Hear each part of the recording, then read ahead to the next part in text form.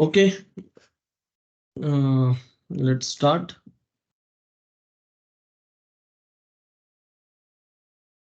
तो जो installation हम करने वाले हैं, so we need to do some pre-installation check. Like uh, the very first thing you will be doing is planning, right? So what we have done yesterday. Before that, I also want to show you something. Let me see if I have it ready in my hand.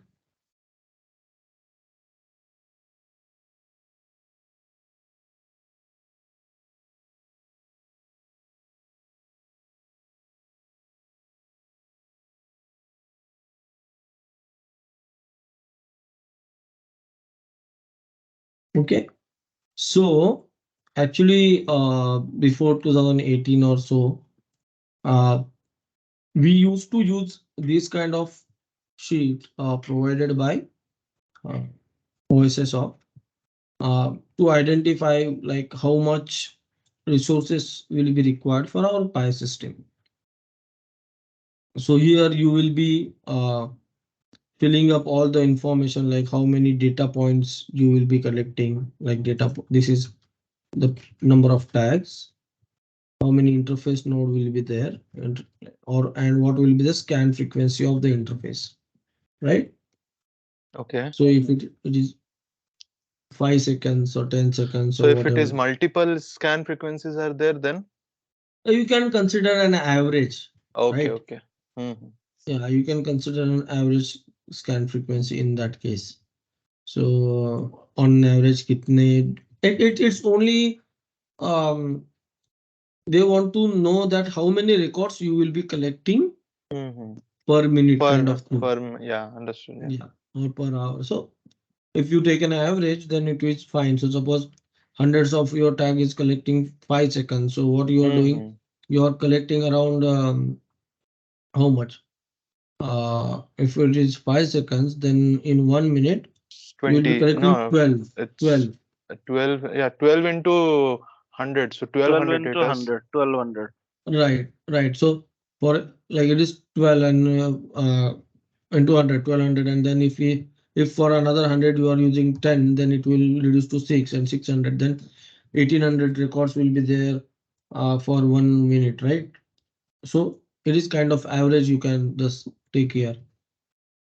Then again, a major data like data type, what type of data you will be having, right?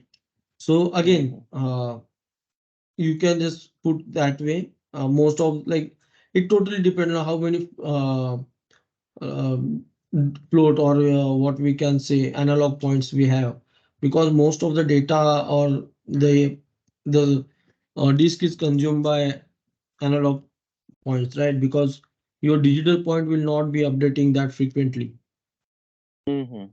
So that way you can put all the information here, and then it will automatically update like how much uh, this space will be required. You can see it, right?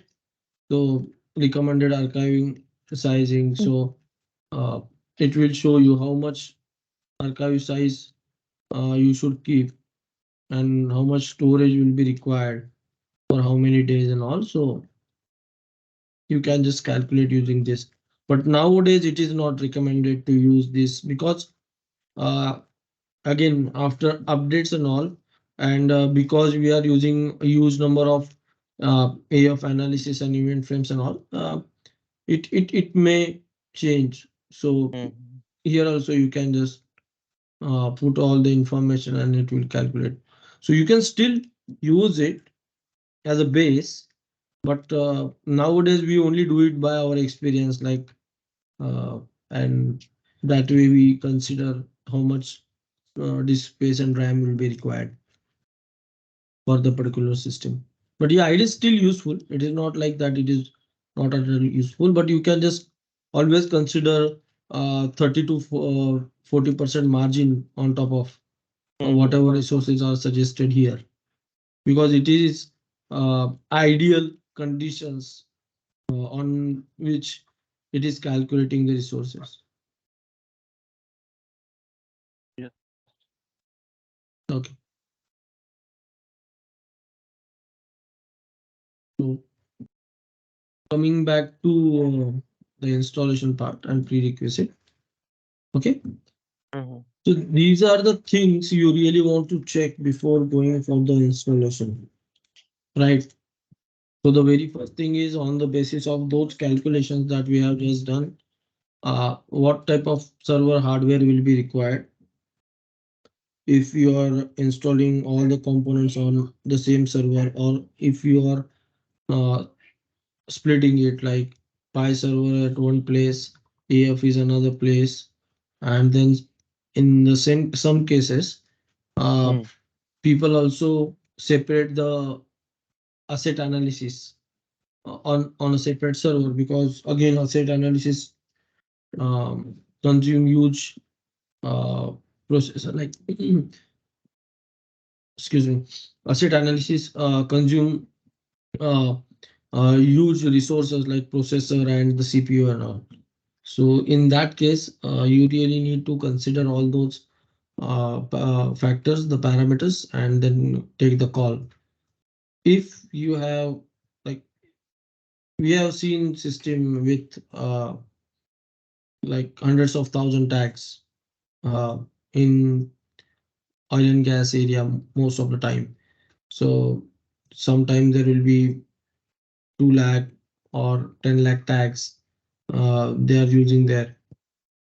But yeah, on that time they separate the data archive with the redundancy, then they separate the AF, and because it is a huge system, then AF will be using uh, the SQL Server Standard or the Enterprise Edition, which again consume more resources. Like if you are aware about the SQL, half of your memory is always taken by SQL on your system. So it is recommended that you separate it from the data archive. And then again, if half of your resources are taken by the SQL itself, then again, if you have hundreds of thousands of tag, then you must be having at least few thousands calculation and event frames. So in that case, again, you need to shift your analysis, like asset analysis, on a separate server. So you need to consider all those things. So on that basis, you decide the server hardware configuration. Then again, the disk partition. On next few slides, I will show you what type of disk partition we do, because we really don't want to put everything on the same drive. Like, it is only to manage it in proper way. So if something goes wrong at some time, sometimes some disk corrupts and all. So in that case also it helps. So you need to do a proper disk partition for that. So that I will show you how we do it. Then again, check the server domain. If you have already kept your server in your IT domain or your DMZ domain or whatever domain you are using, or it is in work group. So if it is in work group, then again, you will be using totally different kind of security. And if it is in domain, then you will be using different type of security. So you also need to confirm if your server is in domain or it is in work group. And again, the domain policy will also be automatically implemented on the server. So in that case also, you may need to do some exception for the Pi server, because you cannot just implement all your domain policies on the server. It may block a lot of things and a lot of services on server. So you also need to take care of those things. Then yeah, create create required domain and the local user, right? Domain user and the local user. So if your system is in domain, so you might be using some domain service users, domain admin users, and other users which will be in your AD, like your Active Directory. If it is in domain, then you might not be creating the local users, because we don't suggest creating local users if your system is already in domain. That is the best part. If the system is not in domain, if it is in work group, then you might be creating local users like local admin, local service users and all to run different services of Python. Like uh, one will be for the uh, app pool for PyVision, one will be for the AF, one will be for the analysis service, one will be for the notification service and all. So you may be using that kind of users. So you also need to identify and create those kind of users here. Then again, uh, this is the very critical part, like the time zone and date time. So make sure that before doing any installation or before starting any installation, your server is in a proper time zone. Because sometimes what happen, uh, you just get a new hardware and then you just change the times according to your local time, but the time zone will be different. In this case, if your server is not synchronized with the automatically synchronized with the internet time or your time server, right? So in that case, there is a possibility that this will be the mismatch. And once you start collecting data on such server and then you change your time zone, then it will be mess. Then you may lose a huge amount of data, because if the time zone change, mostly it will be around 5 to 10 hours of difference in the time zone, mostly because most of the time the server will be automatically on the UTC time, and then you may change it to the EST and all, and it will make a more than 5 hours of difference. So you really need to make sure before any installation that your server is on right time zone and right date time it is showing. Same with Regarding this time zone, I like to bring up one issue like which I think we are going on, but I it seems like our all the servers here are on the same time zone. Like my Pi servers and everything are the same time zone. But if I use a Pi data link to get any data, so like whatever the tags which are configured, so for that period of time, it seems that it's not getting the right data for that. The current data is not the right data. So maybe like, do you think that it can be because of the time zone? Because when I trained it back, it seems that it has fetched the data from a previous like maybe from like it's not the current data. It was some maybe 5-10 minutes earlier data. okay, so it should not be that way. Like it totally depend on how you are comparing. If you are comparing with the source and the Pi server, then there is a possibility that your source server and Pi server has 5 to 10 minute difference in that case. But if you are pulling data on your system, like your laptop or in any other desktop than server, and it is showing data, it is possible that the Excel is automatically converting it into the your time zone. So that is also possible. But if everything is in same time zone and everything is okay, but it is doing that way, then we need to just verify what data is available in data archive and what it is Okay. showing to you. Okay, okay. Because I think all the time zones are same, but then also we are getting like whenever we are fetching the data, it's giving me the past data. It's not no, like past data means like few minutes like earlier data. It's not the present data. I don't know. We'll talk about that later, but yeah, go on. No, if you are look, there are two different things. If you are putting current value or if you are trending it, that's the point. If you are putting current value, then there is a possibility that new event has not come. So it is showing you the old data. But if it is showing you old value with current timestamp, then there is another problem. No, not So a not old value. Old value means maybe few minutes behind it's showing. Like it's yeah, so suppose right now at my place it's 1825. Okay. mm-hmm. So if I am pulling the data, it is showing me the timestamp 1825, but the value is for 1820 or Yes, 1810, yes, right? yes, yes, yeah. If that is the case, then there is a huge possibility that your data source and your Pi server is not on same time. There must be a time gap. Or your Oh. interface. Look, there are three separate time stamp when your data come into the Pi server. One will be your source timestamp. Okay. What That's your is, OFS server. Source timestamp means your OFS server, right? yes, whatever your DCS or your OPC or whatever it is. Mm-hmm. So your source timestamps will be whatever timestamp is on that server. Mm-hmm. Then your second timestamp get involved. It is your interface timestamp. Okay. Okay. Mm-hmm.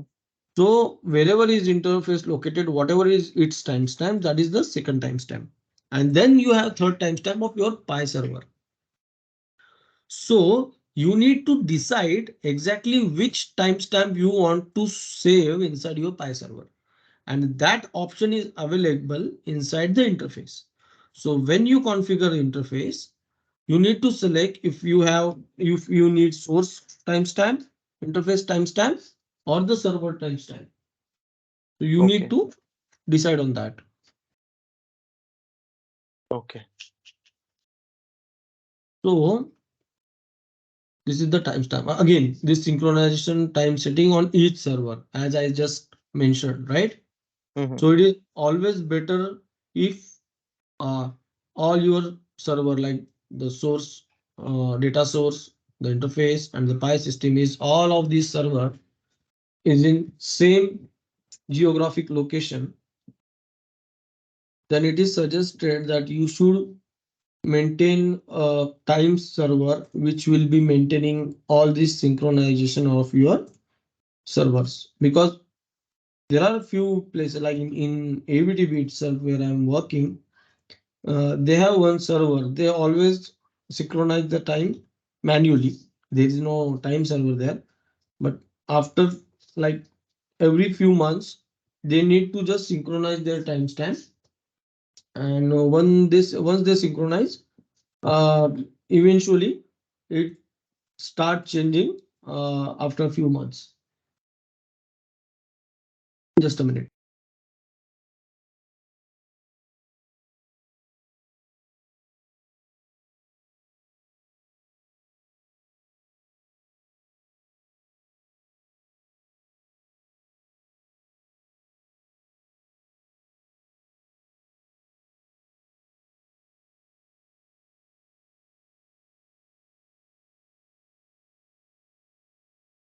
Yeah, sorry. So this is the case. So any question here in the synchronization? So, yeah, in synchronization, do our Pi server has a automatic synchronization, time synchronization system, or No, no, what? look, How the we synchronize Pi this Pi time? has nothing to do with your time synchronization. Okay. So uh, how it happens, if you are talking about the server time synchronization, it is Windows level part. Okay. So you need to maintain a time server for the synchronization and all. So that is Mhm. totally Windows level part. But Yes. when it comes to these three timestamp, right? So the OPC timestamp, your interface timestamp, and your server timestamp, that thing you can Yes. manage inside the interface configuration. So you can mention that, okay, because sometime what happen, your OT network is totally separate than your DMZ and your IT, right? So you cannot do that Right. synchronization with your OT network. So you might not be doing the synchronization of your OPC server or your DCS and all. But you want exact same timestamp whatever was on your DCS. So that same timestamp you want to save inside the Pi system, then you need to mention it explicitly that you need source timestamp to be saved inside the Pi server. Yes. Same, if you want interface timestamp, then you can use interface timestamp. Because sometimes what happened, your interface communicate to different type of source. So in that case, you might not be maintaining any system at other side. So suppose you have PLCs and all located somewhere and your interface has OPC on itself. So you need to mention that, okay, interface provided timestamp. So we were monitoring the wind farm in Italy, Poland, and Greece. So the wind farm was in Italy, Poland, and Greece, and we were having interface node located near the data source, that is inside that wind farms. But our server was in Singapore. So what we used to do is we used to use the interface provided timestamp. So it will always show whatever timestamp was there in the source location. So that way it works. Okay. So going further, you also need to open all required ports, right? So again, it is a critical part when you integrate your OT network with your IT network, right? Uh, I will tell you another example. In 2021, right? So we started one project in 2019, and in December 2019 or just January 2022, sorry, January 2020, and we started the project. Then Corona hits. Then our project got delayed. Then after around almost 8 9 months, we started implementation again in September 2020. And somehow we completed that installation around December and January, like 2020 and around February, uh, Aditya Birla Group got hit by a ransomware attack, a big ransomware attack, and all the system whatever was in the IT network, all system got corrupted. So all data gone, everything gone.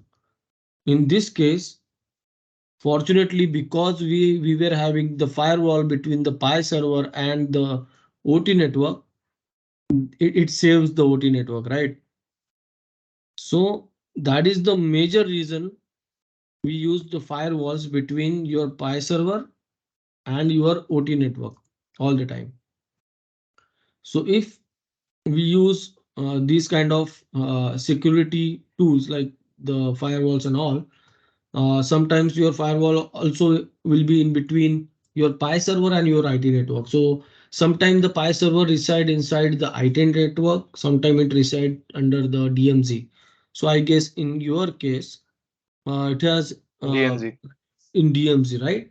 Yeah. So in this case, to uh, like for a proper data flow from the source till the end user, you need to write some rules in the firewall, open some particular ports, and instead of giving all the access to all the ports, uh, Pi has given some dedicated ports for each application, for each type of communication. Those need to be open in that case. So that list I have mentioned in next few slides.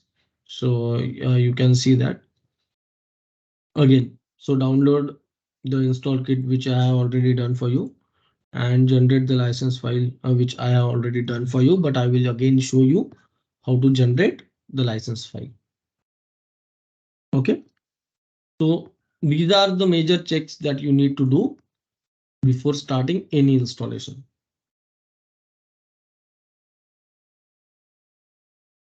So going further, so these are the supported operating system for Pi Data Archive 2018.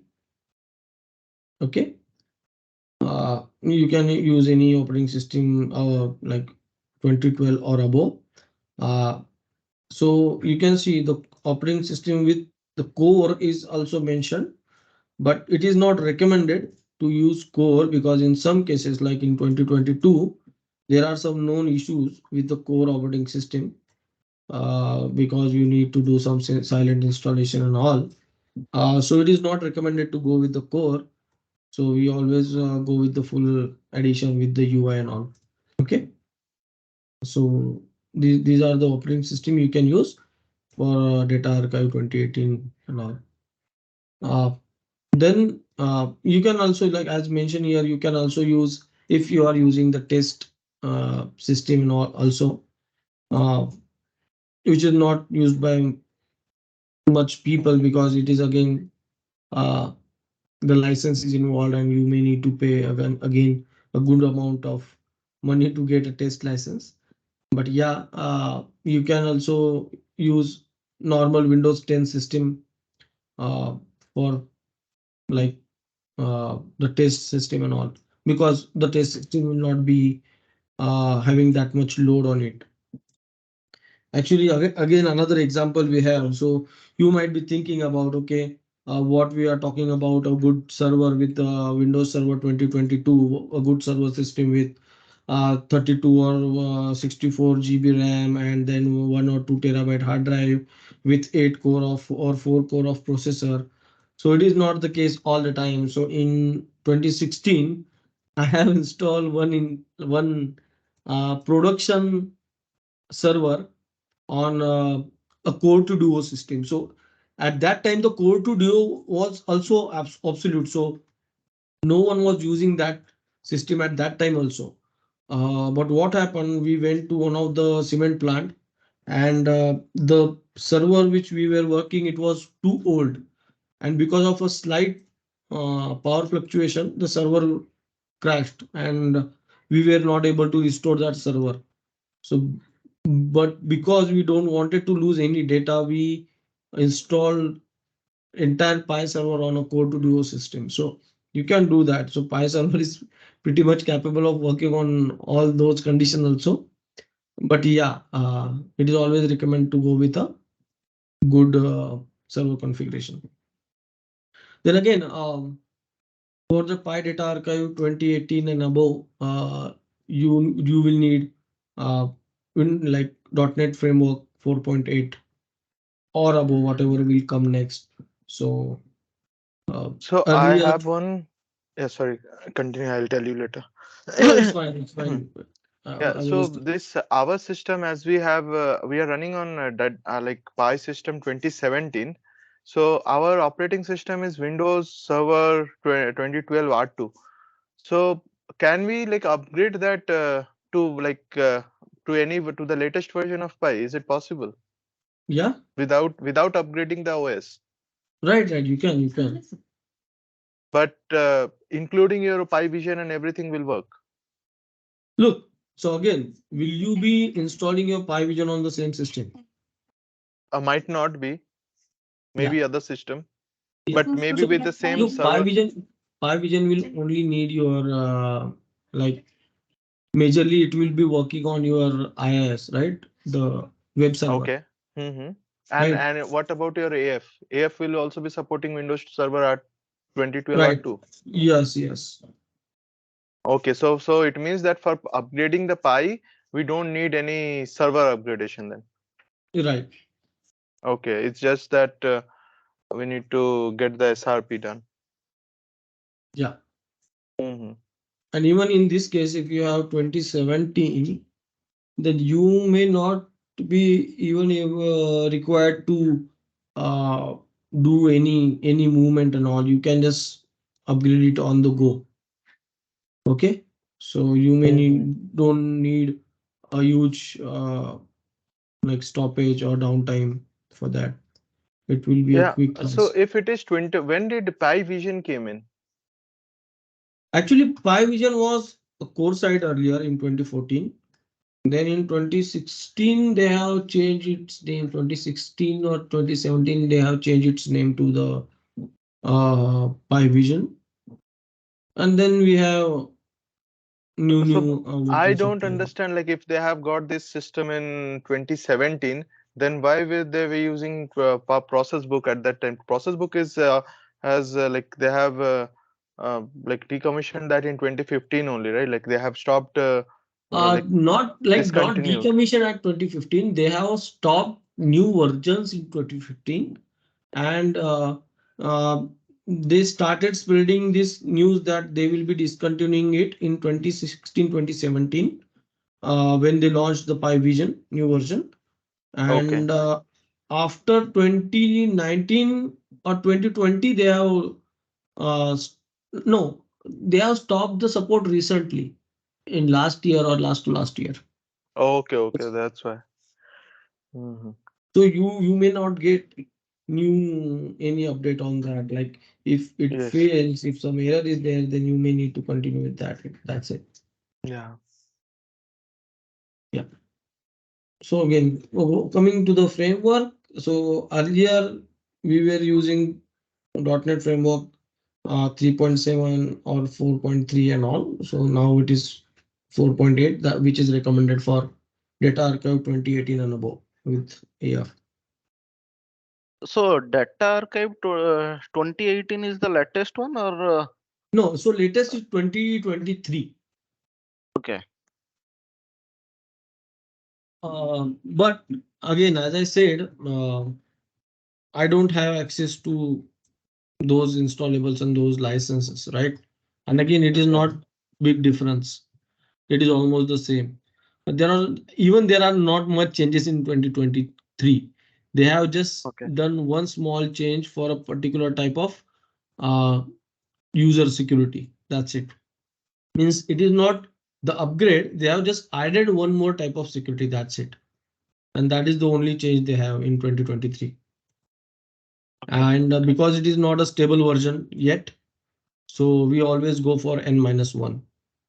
So I have just done the upgrade in last month in Canada, right? There also I have installed 2018 only. Okay. So Yeah, the previous version is 2018. After 2018, it's 2023. yeah. Okay, okay. Because whatever changes are done, it is Hmm. done at the AF side and the vision side, not at the Hmm. data archive side. Hmm. So Okay. you may get the new asset framework, you may get the new Pi Vision 20. So there was Pi Vision 2019, 2022, and 23. Okay. So at that side, you are continuously getting the upgrades. But at the data archive side, there are not much changes. So they are not upgrading that. That's the only Hmm. point. So in our system, we have to upgrade from 2017 to 2018. It's a one step upgradation Yeah. only So there was also in Data 2018. Archive. Actually, I will tell you how it works. So though you are seeing this 2018, but what we are installing is 2018 R3 patch 3, which is Ah. around they released it around 2021-22. In 22 in 22 end they released patch 5. Okay, and now in Okay. 23 they have released new version 23 in August, I guess. Yeah, in August. So though you are seeing it 2018, but this patch released on Yeah. 21 or 22 kind of So there thing. are multiple revisions in Okay. between. Yeah, so they always come with the new like you can say R1, R2, R3, and then Hmm. patch 1, patch 2, patch 3 kind of thing. So I will show you. So as you can see here, so it is 2018 service pack 3 and patch 3. Three. Yes. So all these this files are these downloadable files are like free, right? Like for you? Not really. We have restriction on the type of installable we get. Okay, okay. Yeah, because I was trying, I won't be allowed, I'm not allowed to download any Mm. files from OSI Actually, shop. again, as told you, we only has the demo license which will expire on 20th of this month. Hmm. So it is always restricted. Otherwise, I will start my own server. So that's the case. So going further, again, these are the different type of requirements on different type of applications. Like if it is a small system, less than 10,000 tags and all, you can use SQL Express on the same data archive computer. If you are using SQL on same data archive computer, means wherever you are installing your Pi server, it is recommended it should be in SQL Express. not the standard or not the enterprise edition, because again, as I explained, it will take huge amount of resources, and if you are installing everything on the same system, then it will be a big mess and your system will not perform as required, so it will be too slow. So it is recommended that you install Express if you are installing it on the same system as Data Archive. Then same way, if you are separating it, then you can use it standard or enterprise edition. Uh, so all the versions of SQL, that which version you can use and which version you cannot use, you will get it in guide, like whatever guide I will uh, share with you. It will have that detail, like for which one, because for every version, time by time it changes, right? But yeah, you can use SQL Server 2016, 2019, or latest 2022. So it's totally okay whatever you use.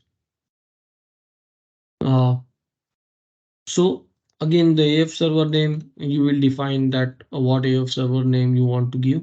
So you can keep it as the same as whatever server you are using for the installation.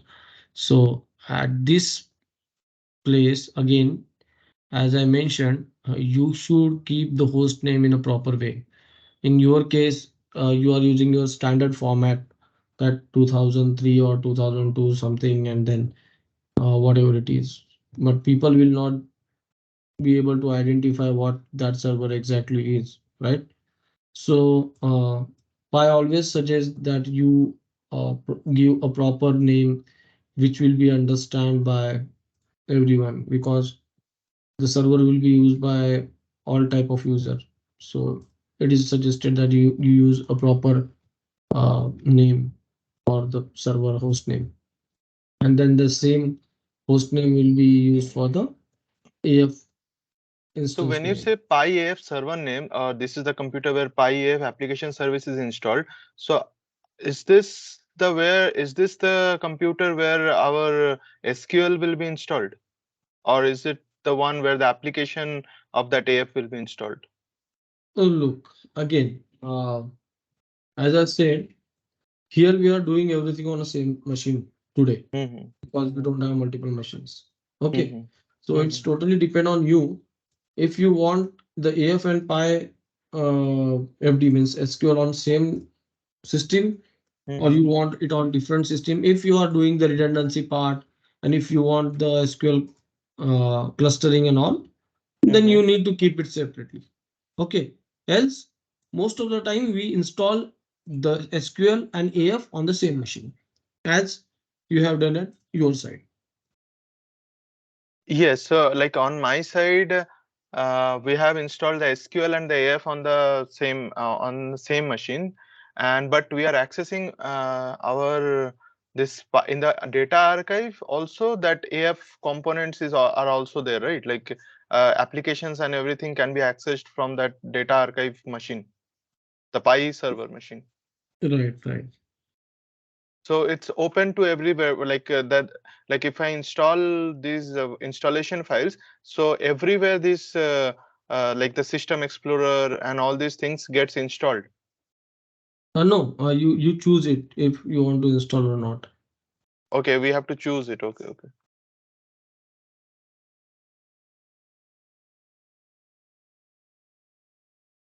Again, if you are doing redundancy, then you need to identify what name you should give to the primary server, what name you should give to the secondary server and all. So the primary and secondary Pi server will be having different host name, because it is a different system. You don't want to do the conflict between the host name, so the host name will be different. And then there will be a collective name. So if it is a failover configuration, if it is a HA configuration, then you also need to identify what name you need to give to the Pi collective, because when you will be connecting a Pi collective data archive, means HA Pi server from outside, you use the collective name instead of your Pi server name. So for example, here you have your Pi server 1, Pi server 2, right? But if you give it name P1 and if you give it name P2, but what you will be doing is when you connect from outside,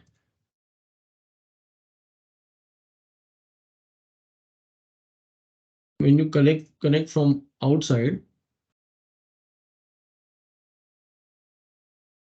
you will not connect to the Pi server 1, right? If you are a user, you will connect to the collective manager or the Pi collection.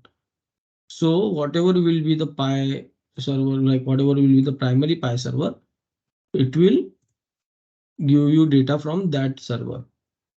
So you don't need to care about if the P1 is up or down or P2 is up or down. So in this case, your P1 hostname will be different, your P2 hostname will be different. So same way your P1 Pi server name will be different, P2 Pi server name will be different because it is collective. So this will be your Pi, you may give it same name as a host name for both, but you will be connecting to the Pi collective if you are connecting from outside or if from any Pi client in this case. Any question? No. Yeah. So Actually, sorry, a little bit. You're yeah. talking about which point? Actually, something came up and I just missed in between. So, which point we're talking about? This one? So we are talking about this primary, secondary, and collective name. Okay, okay. So, can you repeat about this a little bit about this collective part? Like, Yeah. what? So when we install the Pi server, how we do it? We install Pi server 1, we install Pi server 2, right? And when we install Pi server 1, the host name for that server will be different. The host name for the Pi server 2 will be different. Same way, the Pi server name will also will be different. So most of the time we keep it as a host name, or we give a name explicitly like Pi server 1 or Pi server 2, but mostly it will take automatically the host name, right? Okay. So if you are connecting from outside, I mean outside means from any client tool, any Pi client tool like data link or Pi Vision, process book, or from any tool from outside the server, you need to connect to the primary server, right? So you don't know if the primary server is up and running or the secondary server is up and running. So what you do, you connect to the collective, Pi collective. So you also need to give a proper name to the Pi collective. So whenever you will connect to the Pi collective, it will check which server is the primary and it will connect you directly to the primary server or the So running the server. user will directly connect to one of the servers, like primary or secondary, or is it how the user will get connected? Like to where the user will go first to find it out, like where which Pi server I'll have to get connected to? Right. So that's the point. So user will not know which Pi server is the Primary. primary. Mm-hmm. So user will always configure the Pi collective name. Okay. Whatever name you will give to the Pi collective, it Mm-hmm. will configure that collective name in its connection. So it will give the call to the collective and collective will decide where to send the Okay, request. okay, got it. Mm-hmm. So these are part of the configuration, right? You're right. If it Mm-hmm. is the HA, if it is the redundant, if you only have Mm-hmm. the one server, then you will Mm-hmm. directly be using the server name. Okay. Mm-hmm. Again, you also need to identify the data like installation directory where the Pi server will reside, and you will like it will always create a program files. If you are installing it in C drive, then it will use C drive program files. If you are installing it in D drive, then it will create the program files folder and then py folder inside it. Again, I will tell you why I'm seeing C drive and D drive. I will tell you on the go when we will do the installation part, or in next couple of slides it is there. So I will just tell you. Again, the py home installation directory and py home 64. Actually, it is not only the data archive that you will be installing. With the data archive, there are few other components also which get installed with the py server. So whichever component is 32-bit component, it will go into the py home installation. That is inside the program files x86. And if uh, you are like whatever component is 64-bit, it will go into the py home 64, which is again inside the program files, like which is by default 64-bit. And again, the location of event queues you will define at the time of installation, and the location of py data archive again you will define it at the time of installation. Any question in these points? No. Like while we will be installing, can you just go through, like, say this is the thing we are this, like, based on this slide or based on this PPT, can you just reference us to, so that it will get clear for us that okay, this is what we are talking about, data archive collective name. So here we are putting our like data archive collective name, or we are deploying the collective, so so that we can get a reference. Yes, sure. But the collective part we will be doing tomorrow Yeah, mostly. that's fine. Whenever I'm saying, whenever we Yeah, do it, but if we can just link up these slides with when we were doing it, so that it will give us a more clarity. Like, okay, so this is what we were talking about earlier. sure.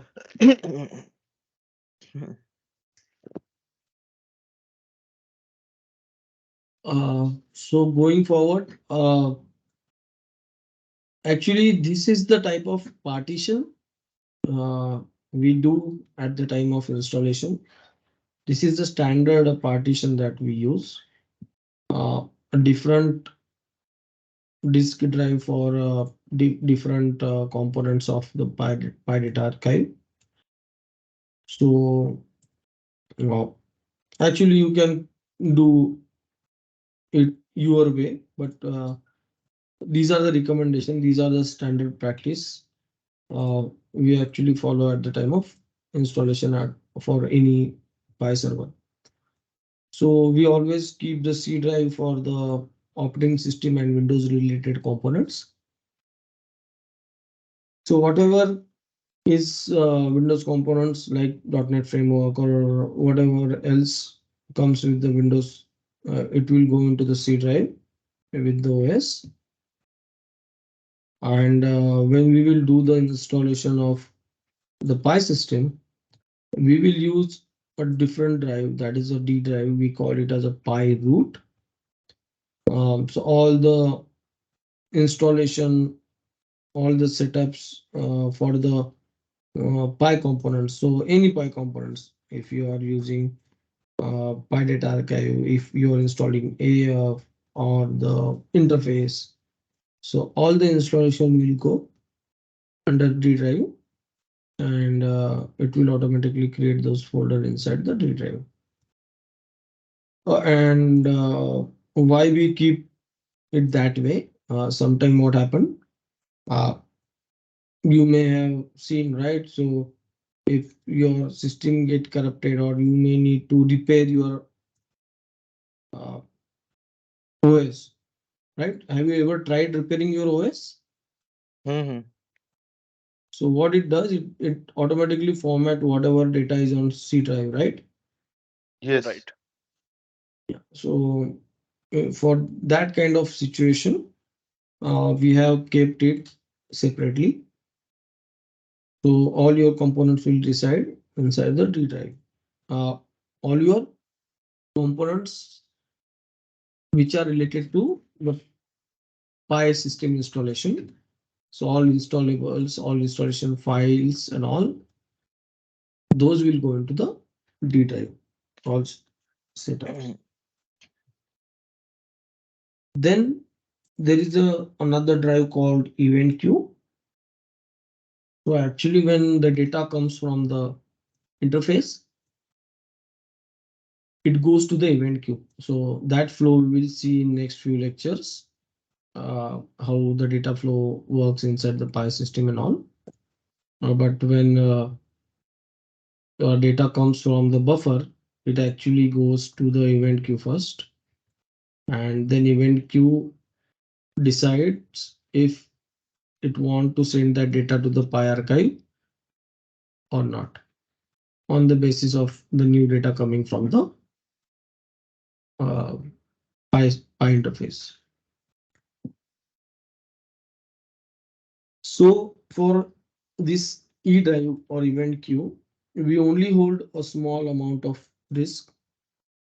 So considering we have 10,000 or 15,000 odd tags, and we are looking for the system with 500 GB of data archive size, okay, around for 5 to 10 years. Okay, so in this case, what will be our standard configuration is, we will give around 100 to 120 GB for the C drive. Actually, 60 to 80 GB is also sufficient if you are not installing any other software on this system. So 60 GB to 80 GB is also enough. But if you are planning to install some more software on the Pi server, then you can use 100 to 120 GB space for the C drive. Then comparatively, for the D drive, we will be again using 50 to 100 GB space. Again, depending on how big will be your system, but like 50, 60 to 100 GB will be enough for your Pi data archive installation. Then for event queue, we only keep 15 to 20 GB of disk space, because it will be holding the temporary data, so it will not be holding a huge amount of information. So 15 to 20 GB will be more than enough for the E drive. Then the major part of the disk space will go inside the F drive, which will be holding your archive files. Means your actual data will reside inside the F drive, that is archive. So just forget like C, D, E, F. Not necessary you will do it in the same sequence. You can just shuffle it, no problem. But the sizing, the archive drive, whatever you use, it will be the biggest drive in your system. So we keep it around 500 to 600 for 10,000 odd tags with the 10 seconds frequency. So average 10-second frequency. And all that information, all the process related data, whatever you are capturing from your PLC, DCS or any other data source, it will go into the archive files in archive directory. Then comes the backup. So here you may think why it is done this way, why we are taking the backup on the same system and all. But it is the best practice recommended by Pi like OSI Pi, that every day in the morning 3:15 it runs an automatic backup, which take uh, you can say incremental backup. So whatever is changed from the last backup, it just copies those archives and those files. So the files will be copied from your D drive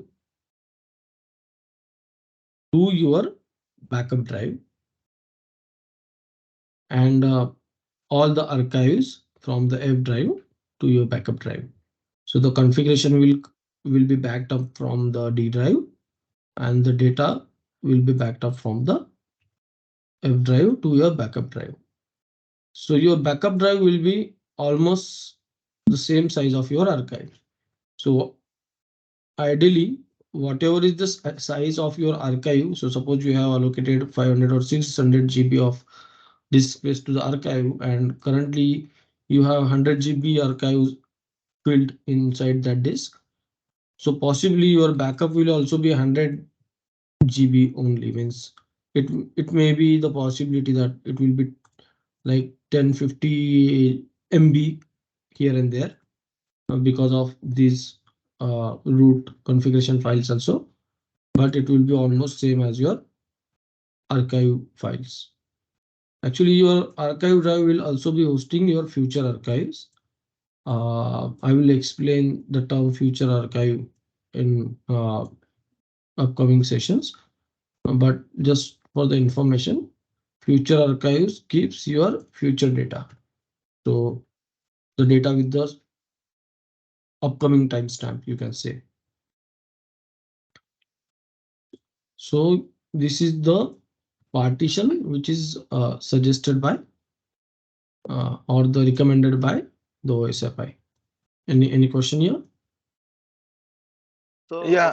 for the Yeah. backup, Mhm. for the backup, you were saying that every morning 3:15 it takes the backup, and this is the feature of Pi. We don't have to do any type of configuration. No. You need to do the configuration at the time of installation and the Okay. configuration of Pi system. Okay. So Actually, what is yeah, go ahead, tell me.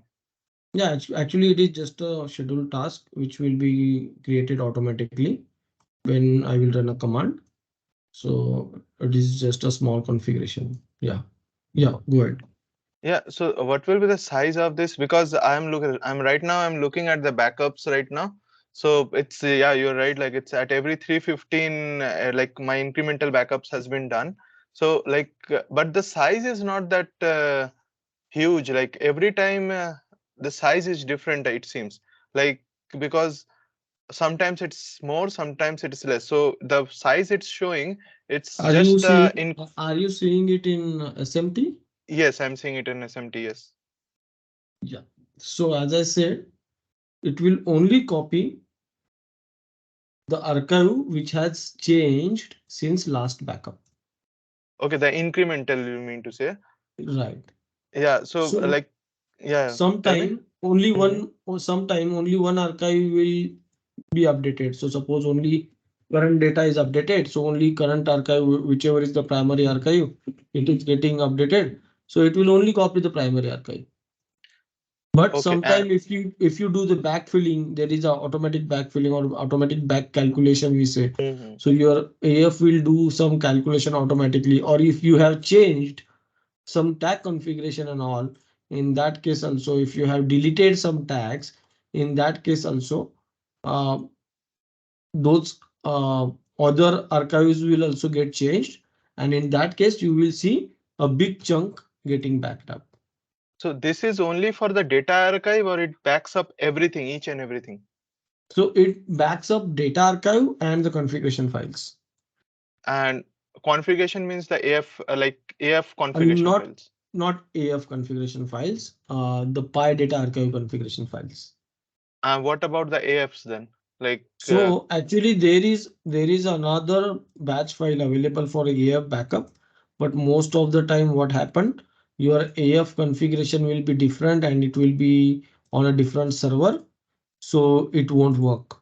so So for for the, for, for mhm. AF, it is suggested that you schedule an SQL level backup for every day or Okay. every So 10 like for every AF, 6 we'll have to do the backup in SQL, right? Like all the Right. AF.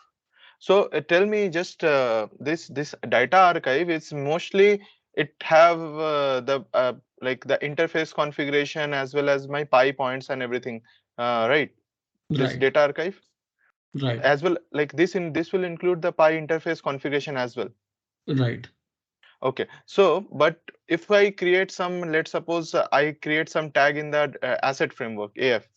So like when they do the calculations, so those calculations are also a part of the data archive, or those are different than data archive? Look, when you use any terminology, so not necessarily that terminology is as same as you are considering. Okay, so in AF you never create a tag. In AF you create a, like, from through AF you create a tag. You can say through AF you create a tag, but that tag get created inside data archive only. Okay. Okay, In okay.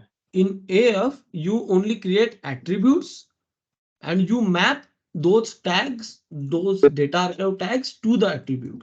Yes, yes. That actually, when I say tag, so that I mean the attribute only. So if I Right. create an attribute, so I know like when you create an attribute, you have to map it with a pi tag, right? Like pi point or Not pi you tag. have to. Not you Not have to. not generally, but generally you can do it, or you can use it as a local tag as well to do Right. your Right. calculations and as well, But right? it will not store your historic data. Ah, okay, that's what I'm asking. Like that, those attributes, if I have like what declared an attribute, if that though, let's suppose I have declared 5 attributes, but out of those only 2 attributes I am taking data from pi points or pi tag, and the rest three I'm using it as as for my calculations, right? So those 3 tags, which were those calculative datas, like they will be stored somewhere, like will they be stored, or those will be just real-time data? No. So if you have mapped it to the pi tag, then it will store the data inside the pi tag. If it is not mapped, it is only attributes, then it will not store the data. It will only be the real-time data. Okay, so in that case, what I'll have to do is I'll have to create a pi tag then, and then the computed data, I'll have to map it again to a pi tag so that it gets stored in my data archive. Right. Okay, okay. Otherwise, it is just a computed data, and it will be real-time data, and it will be lost once it has done the like its analysis. Yeah, actually in new version you can actually trend it, but when you trend it, actually do the calculation again, entire calculation for that time period, and it shows you on temporary basis. Okay, okay. Mhm. So if you double click on any of the attribute, like if you open the trend for any of the attribute, and Mm-hmm. if it is a calculated attribute, Mm-hmm. okay, then what it will do, it will do that calculation for that time period for which you have trended it, and it will show you that value calculated, but it will not store it again anywhere. So is it possible to, without creating utilizing a pi point or pi tag, to store it in the database, like create a No, table? Okay. no, So we have no control on the SQL for the AF then. It's just whatever configurations we are doing, it just stores the configurations automatically over there, and anything else we cannot make changes on the pi on the SQL side of the AF. no, Okay. you cannot do any changes. Hmm. It is purely for the configuration part and Yeah. storing some events and other information. That's it. Mm-hmm. Okay, got it. So Animesh, here जो can you move back to the previous slide? यहाँ पे जो backup का हम discussion कर रहे हैं, that will only backup D drive and F drive changes. Am I right or wrong? Yes. Okay. Means changes mean it's not depending on drive. So suppose in F drive I am copying something else from the outside which is not pi data, it will not back up Mhm. that. It will back up the data archives. Only PyRoot, yes. Yeah, PyRoot data and archives archive. and pyroot files. So if PyRoot you file. have installed Yes. something else, it will not back up that. Yes. Whatever is the pi related stuff installed inside Yes. the That D drive, it will back up that that. and the Yes. archive files. Archive files. Yes. Okay. Okay. Yeah. So these are the ports. you will be needed to be opened to access the system. So these are the different type of ports. So this is SMTP port, DNS port, then HTTP for the PyVision and all. So if you are using, so all these ports are there. This is for the SQL. So our parts, like initial parts, start from here. This is mostly related to the PyVision and the notification, because this will be the SMTP server you will be using for the notification. This will be the DNS hookup and all. This will be for the your if your website is on HTTPS, then you will be using this. If it HTTP, then you will be using this. And this is again the IT stuff, domain controller and all, LDAP. Like LDAP is, so suppose you are doing the cross domain authentication from DMZ to, because you will not be having same domain user on the DMZ and the OT network, so you will be using this. But anyway, this thing will be handled from by your IT team most of the time. No, no, Majorly, no. For us, it's us. okay, fine. But yeah, you can understand this, right? If if it is you, then you can understand it easily.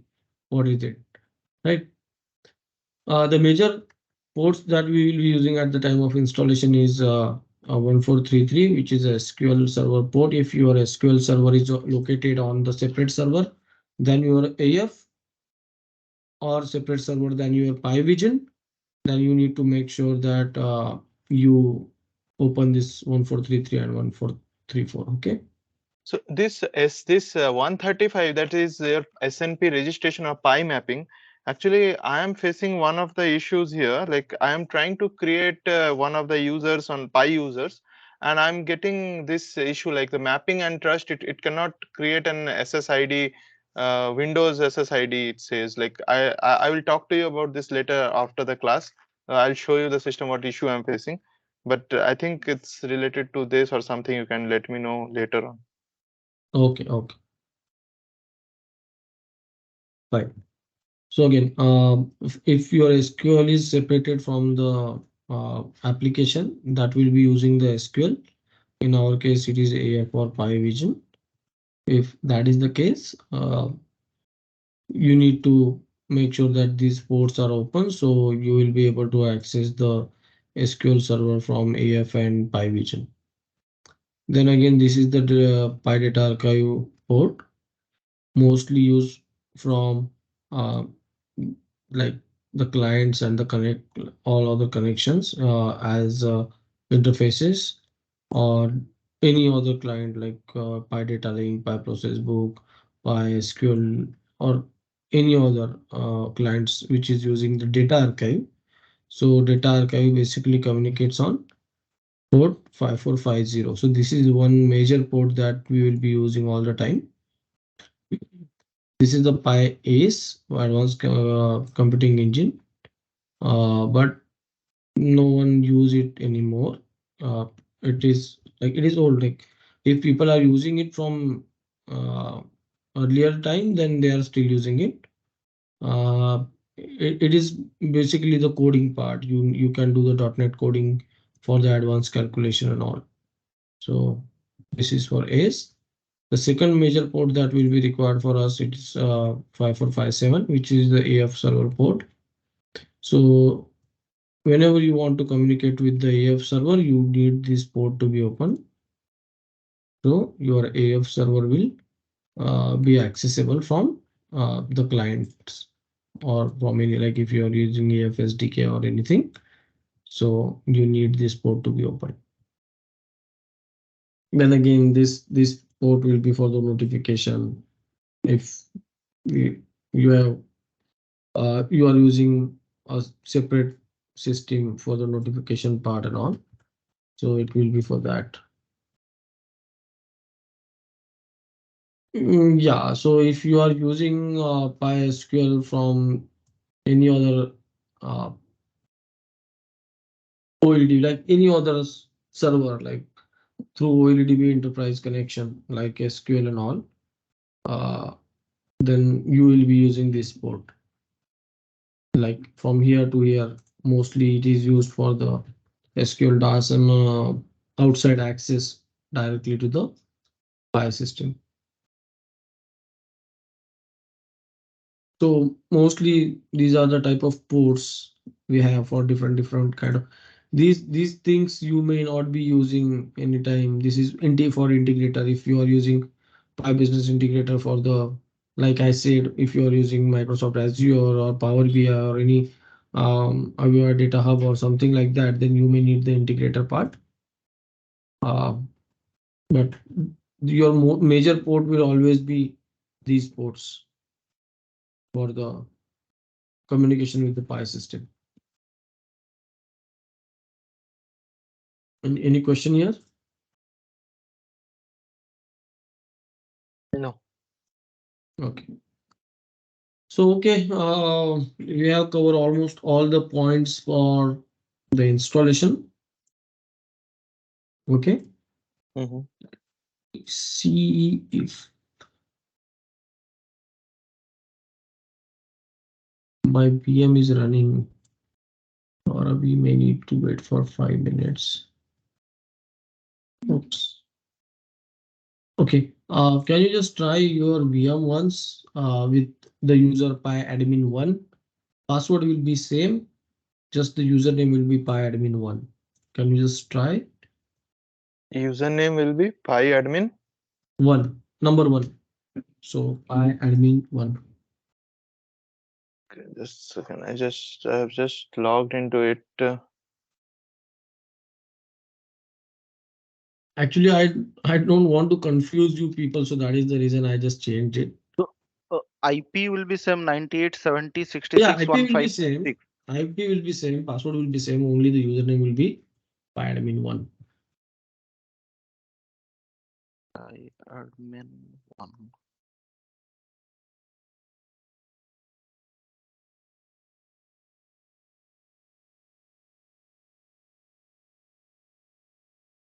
PyAdmin1. Both for both of us, right?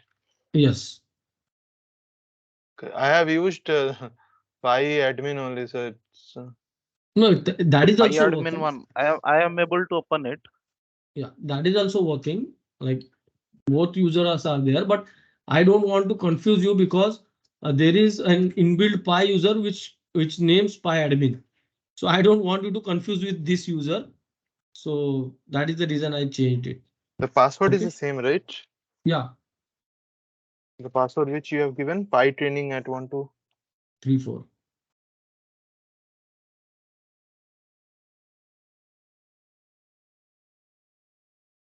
See.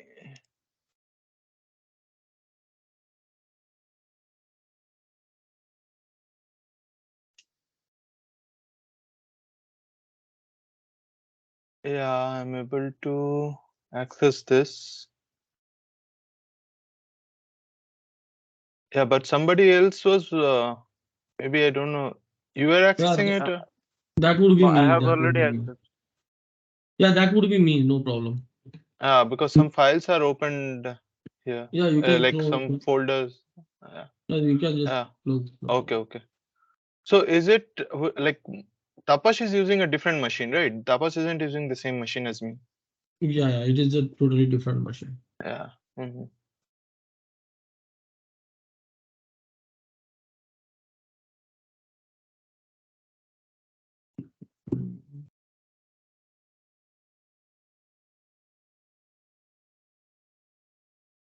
It is not closing it.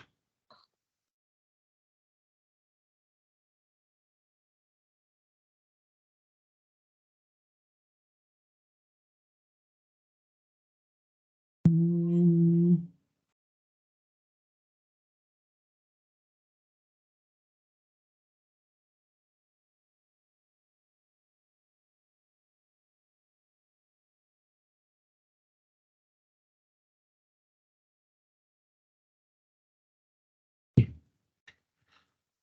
Okay, so this is my system. So just you may not need to do this, but earlier we always need to do this. So you may need to go into the roles and features. Okay. So if you go into the control panel or from the computer management, you can go to the roles and features. So where is it?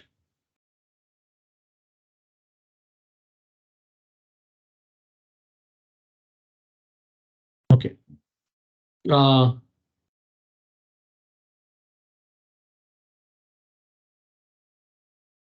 Then you may need to enable some roles like web server IS, because we will be installing the PyVision on the same system. So what I was thinking, Animesh, like let's install like the components which we'll be needing. Like right now we are using the same machine. That's why you are installing all the components at the same time. But in an practical scenario, what happens is like in different machines we use different components, right? We won't be installing this web server in the Pi server itself. This is the only part which is not common. Okay. Okay, Uh, okay. Everything else is almost the normal part. Actually, uh, in this version of OS, that is 2019, everything is enabled by default, so you may not need to do it.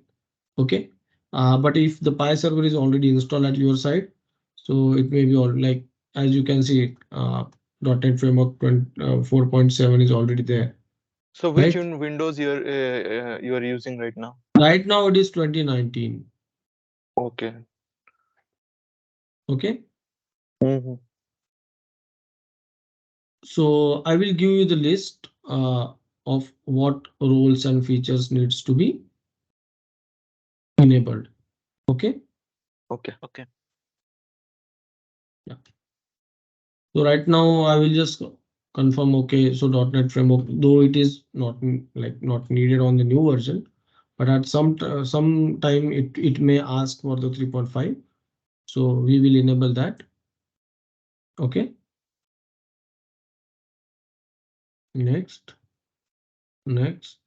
So it's fine.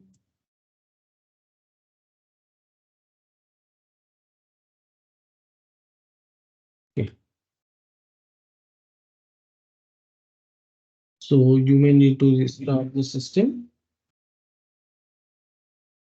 In one of the system, I may have already done this at you, like on your system.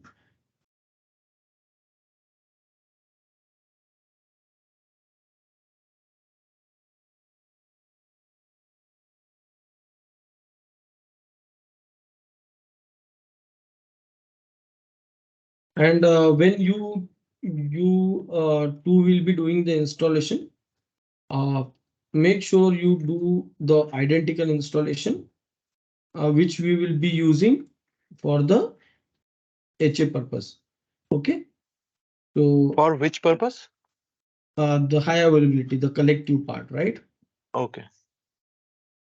So make sure you do the same type of installation. Same Follow type of the installation means means we have to make the name, server name, everything same, or not same. Like you can't keep the server name same. okay. You can just keep it different, but make sure like whenever you are installing the naming convention and all, you follow in proper way, in the same way. Uh, though we will not be doing any multi drive installation and all, so it may not affect that much, but uh, just make sure that similar type of installation you are doing, so the collective will be done.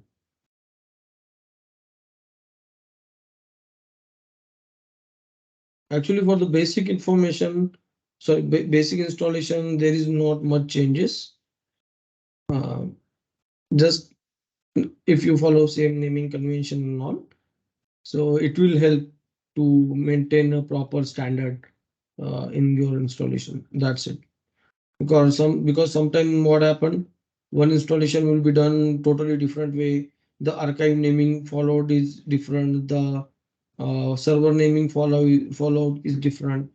So it may cause some problems. So that is the only case.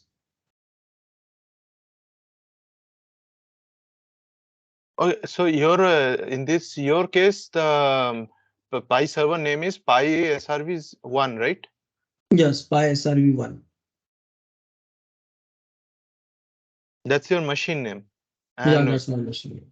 and then you will be creating your Pi like instance name as well, right? Like if Yeah, we're I talking. will be keeping it same as my machine name. Okay, just tell me, let us know when you are putting that Pi Pi server name. Yeah, so actually it will take it automatically. So So it will automatically take Pi SRV01. So in my case, which you are saying that our naming convention was like, let's suppose 2003 HIST01 or 02. So that is something, if you meant to say that that should be something Pi or something which you should have put, because yes, the host name you should have put that way. Because look, what happened when we talk about the server name, if Mhm. you change the host, it will automatically change the server name at your side. Because when you connect the server, it try to resolve the DNS. Yes. Okay, it Mhm. tries to resolve the DNS. So it it has to take the same name as your host name. Which one? The Pi server has to Yeah. take the same name as your host name. Host name. But Okay. that is not the same case with your AF. For AF, you can give any name. Okay. It not necessary that you use the same name as your host name. Okay, so you can Okay. give another name also.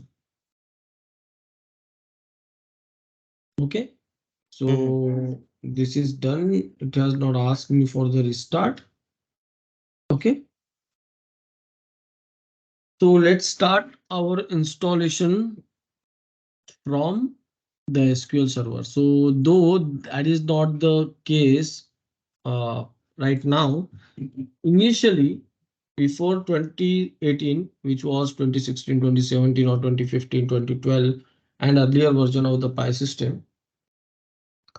Uh, so when they introduced the asset framework, uh, you have to install the SQL server first in the process, and then you have to install the AF server, and then you have to install the data archive. So before installing data archive, you need the AF server to be installed, and before installing AF server, you need SQL server to be installed.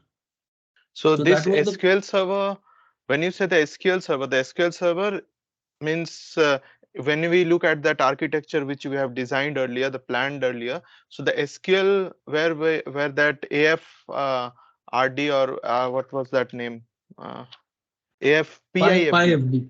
Yeah, PyFD. so PIFD. PIFD. So PIFD, that is something we have to install first.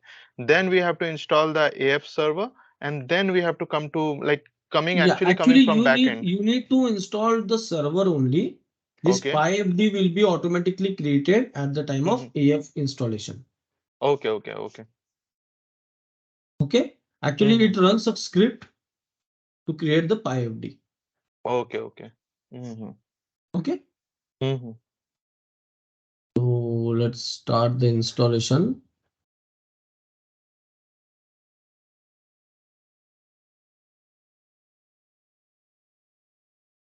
So as I can see, it is SQL Server 2022 Express.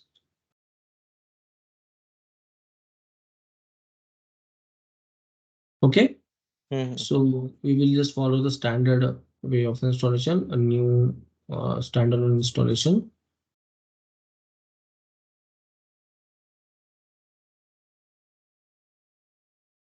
Simply next. Just let me know if you want to take the screenshot. I will just stop there. Okay. No, no, it's getting recorded, so that's fine. You can keep on continuing. Okay. And again, next. So you selected SQL Server Management, which one? Like from the installation So center, you first selected one, new reporting SQL service. server. Okay, new SQL Server standalone installation. Okay. Yeah. Before that, you need to make sure your firewall is off. Okay, because your firewall may prevent lot of things from installing. Okay. Okay. So let me check if I can do it now.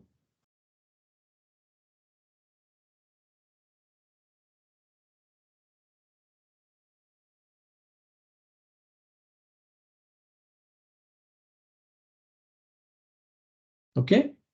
Mm-hmm. I will Okay. rerun the test. Okay, it passed the test. Mm-hmm. And I will just keep it simple. I am not installing much things. Okay. Again, Mm-hmm. now you can decide if you want this to be installed on C drive or D drive. As we only have C drive here, we will be installing everything on C drive. Okay. You're right. Mm-hmm. Okay. But it is always suggested that you keep all these components on D drive. Okay. Okay. So because it will also store your PyFD, right? Your Mm-hmm. PyFD should not be on the C drive.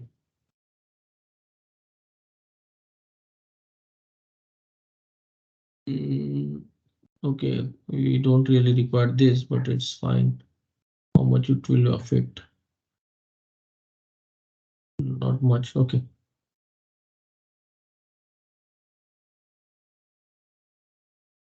So again, you can select if you will be using the standard edition for the SSRS, SSRS reporting and all that you can decide. Okay. So you can decide if you want default instance or named instance here. So when we say name instance, so this is my SQL server, like the name of the SQL server will, right? Yeah, it will just take a MS SQL server kind of thing. But it has nothing to do with the host name. No, it has nothing to do with the hosting. Okay. Yeah.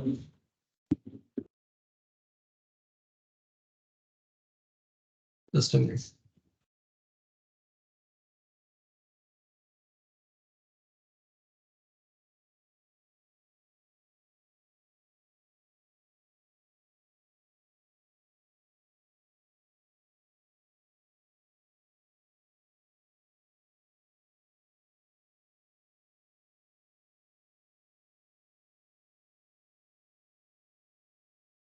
Yeah, sorry.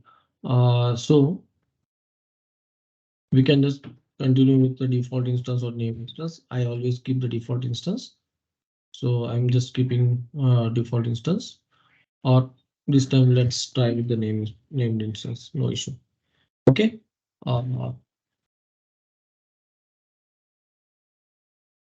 Next.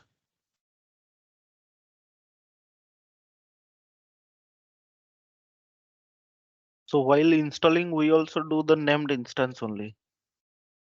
Yeah, you can keep it. It is just a SQL server. You can keep it your way. Okay. Okay. And I'm just keeping it same. If you have a separate user for the SQL, then you can just put that account. I'm just running it under the uh, like Windows NT accounts. Okay. So next.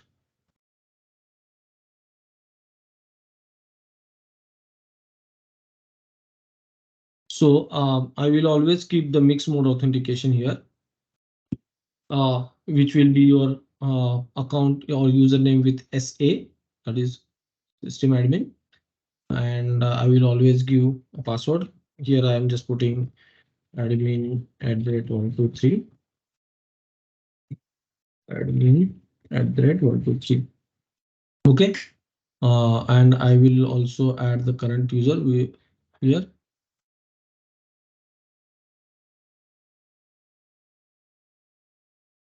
So the current user is also added. Okay.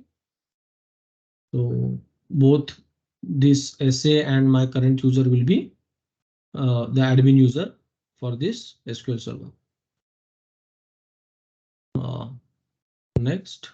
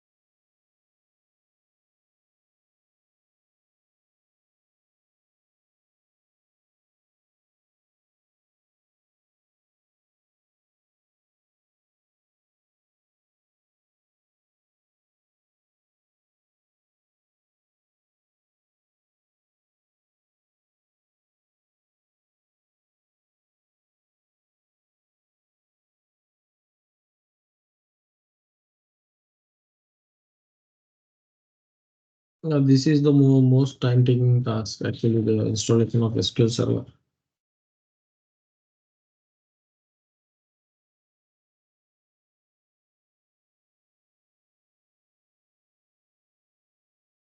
And the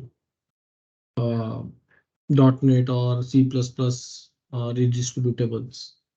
So actually, the actual Py component don't take time to install.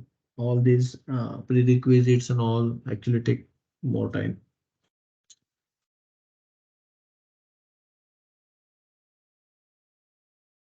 So how is the temperature there right now? Temperature मत पूछो यार. यार last time तो मैं खुद था -40 में यार. अच्छा, हाँ, जब तुम आए थे, हाँ, तुम्हारा किस्मत इतना खराब है कि तुम और एक कोई आए थे ना, कोई एक तुम्हारे साथ कोई हाँ, एक लेडी थी. एक श्रद्धा करके थी. हाँ, हाँ, श्रद्धा.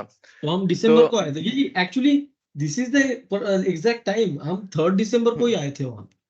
उस समय तुमको याद है, तुम और वो थे, श्रद्धा थे, और उस समय हमारे यहाँ पे एक बहुत भयानक स्टॉर्म आया हुआ था. हाँ, फुल एकदम.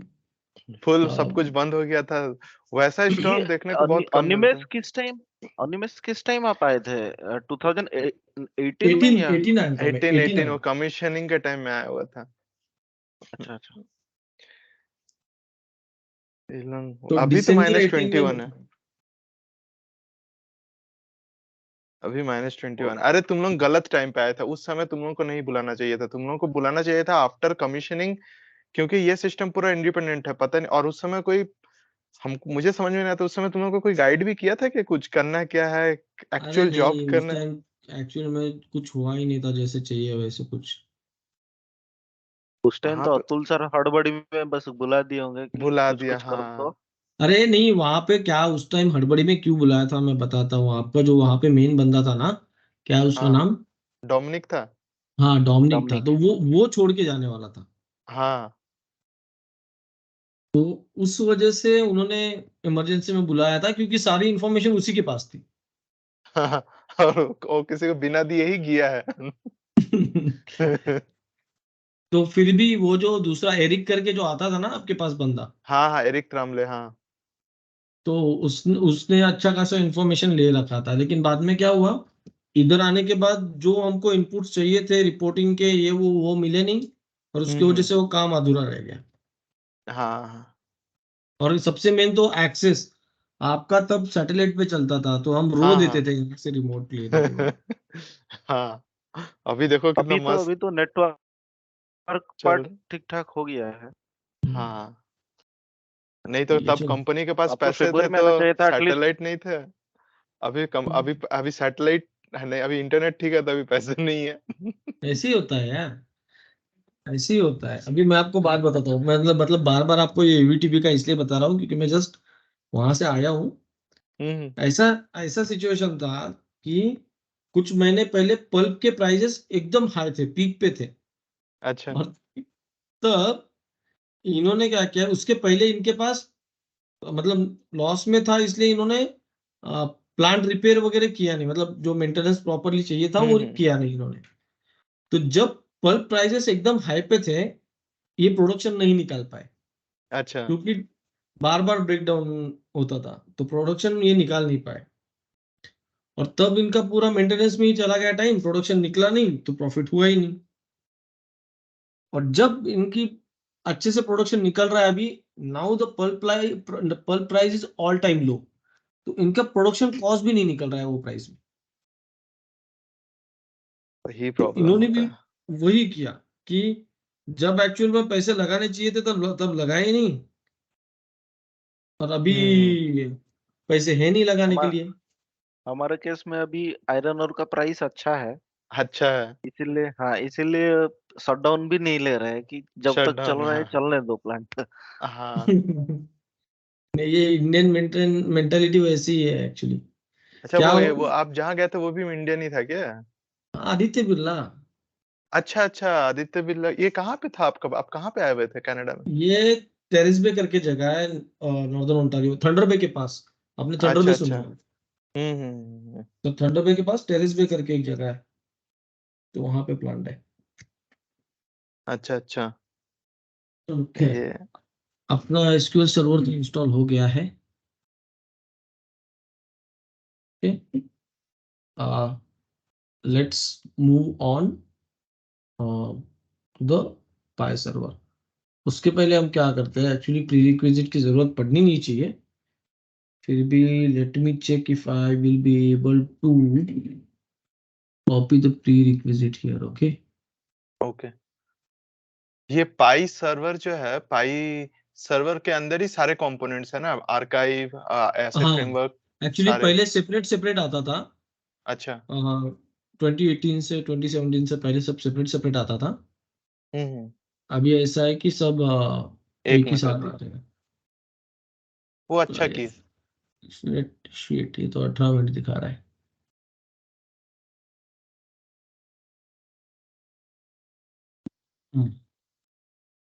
लेट्स चेक, अगर दो दो 5 मिनट में ये थोड़ा फास्ट हुआ तो ठीक है, नहीं तो we will start fire server hmm. Installation.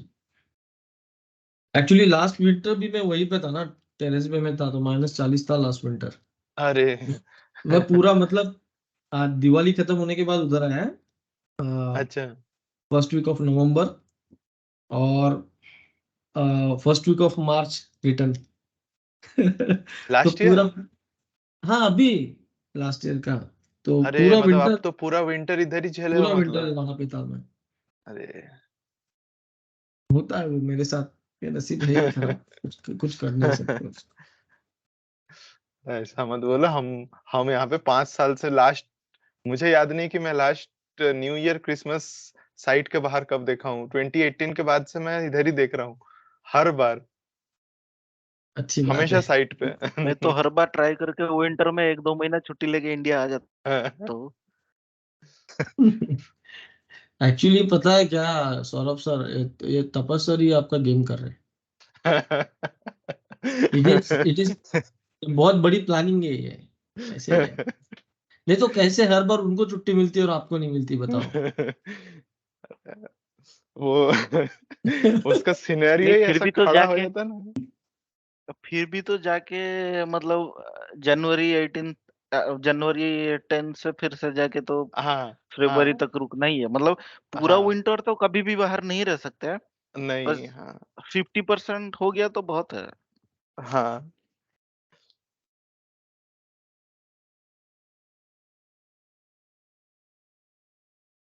ये पाई सीख जाने से जॉब मिलेगा कि नहीं यार, बाहर में थोड़ा बता दो।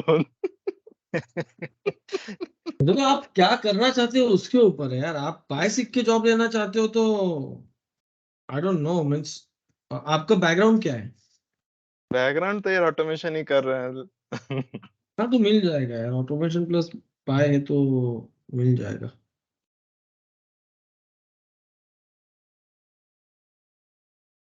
एक्चुअली आपको बताऊं, मतलब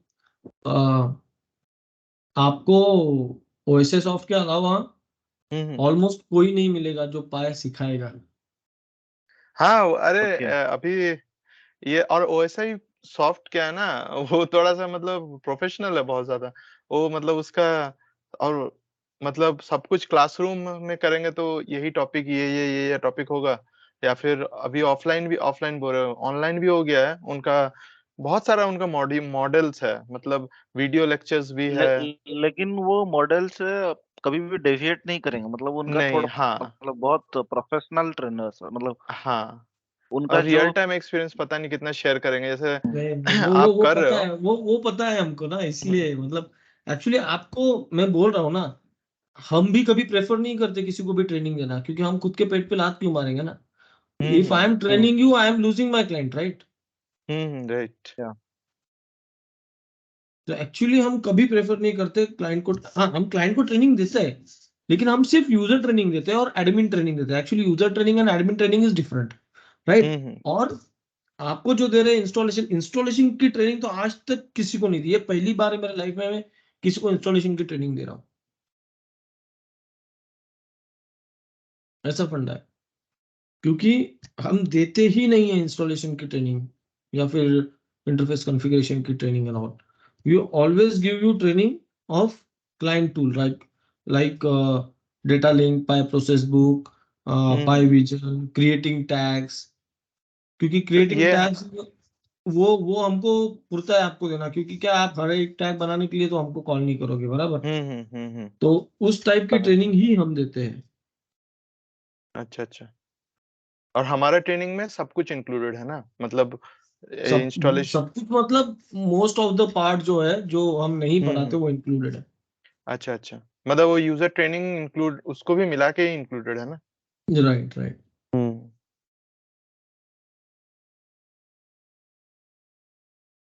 नहीं, कभी एक्चुअली क्या इंडिया है घूम कि के आना हुआ तो वही पूछ रहे। जैसे हर किसी को लगता है कि पाए आसानी से सीख जाएंगे करके। हम्म। एक्चुअली आपको आइडियल कंडीशन का पाए तो आप 2 दिन में सीख सकते हो, आइडियल अच्छा। कंडीशन का।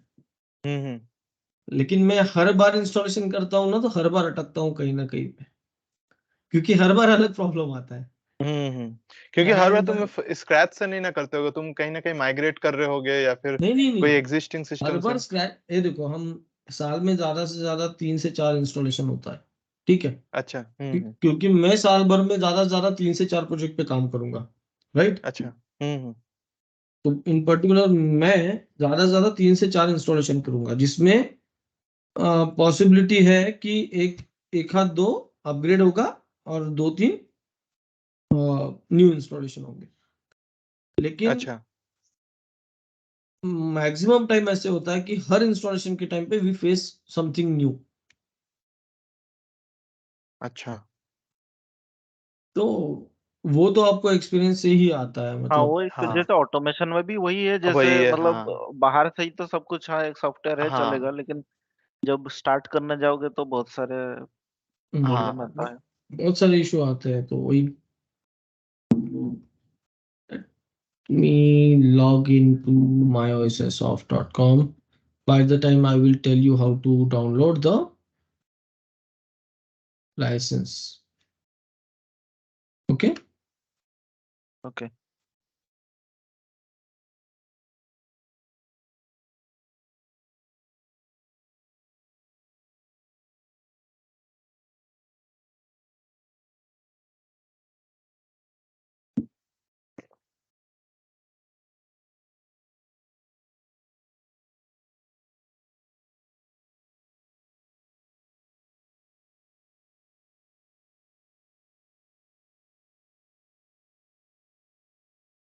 So whenever you will log into your myossoft portal, okay, you need to go to the products tab. आपके लिए ये अलग रहेगा, ठीक है? क्योंकि मैं पार्टनर हूँ, तो ये पार्टनर फीस है, इसलिए ये एक्चुअली 20 तारीख तक ही है हमारा। 20 तारीख के बाद रिन्यू होगा, तब नया लाइसेंस जनरेट होगा। Okay okay. अच्छा, तुम इसीलिए बोले कि 20 तारीख तक ही कर सकते हैं? हाँ, क्योंकि हमारा ये जो है ना, हर साल रिन्यू होता है ना ये। अच्छा अच्छा। हमको भी ये अच्छा, फ्री नहीं रहता है एक्चुअली, हमको भी पे करना पड़ता है तभी नहीं रिन्यू बट होता है। कंपनी देता होगा आपको? हाँ, मतलब हमारी कंपनी को पे ही करना पड़ता है तभी मिलता है, मतलब ये फ्री नहीं हम्म। रहता है actually. So what you do actually, when you like run the Pi installation kit, it will create an machine signature file on your system. So अगर आप लोग देख पा रहे हो कि आपकी सिस्टम के ऊपर, तो इधर इन डॉक्यूमेंट या फिर सी ड्राइव में ही, जहाँ पे सेटअप्स करके कॉपीड है, वहां पे आपको एक MSF फाइल दिख रही होगी, .msf, जिसपे आपका सर्वर का होस्ट नेम .msf ऐसे कुछ होगा, दिख रहा है? एक सेकंड। मतलब सी ड्राइव में? सेटअप्स के अंदर हाँ, सेटअप्स के अंदर आपको कहीं पे .msf फाइल दिख रही है, या फिर डॉक्यूमेंट्स में? एक मिनट, एक्सटेंशन नहीं है। ये तुमने फाइल्स कहाँ पे रखी थी, वो जो जिसमें सारे फोल्डर्स तुमने क्रिएट किया सी था? सी ड्राइव के अंदर setup, C setups. Drive setup. C drive setups. Okay, तो इसमें कोई तो MSF फाइल सारे बोल तो रहे हैं? ये तो सारे EXE एक .gip है, और लाइसेंस एक का एक GIP है। .dat फाइल है ना ओके, तो आपको आपके डॉक्यूमेंट्स में चले जाना, आपको वहां पे कहीं पे .msf फाइल दिख रहा है? डॉक्यूमेंट्स में तो कुछ भी नहीं है, ब्लैंक एम्प्टी है पूरा फोल्डर।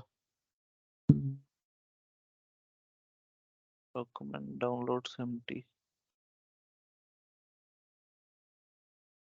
एक्चुअली क्या है, ये मुझे क्लिक नहीं करने दे रहा है, या तो मैं आपको यहाँ से दिखा देता था। डॉट आप आपका स्क्रीन शेयर करोगे हाँ किसी भी? कर रहा हूँ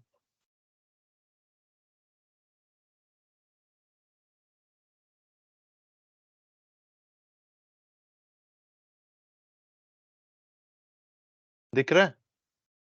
हाँ, तो आप इस पे आया।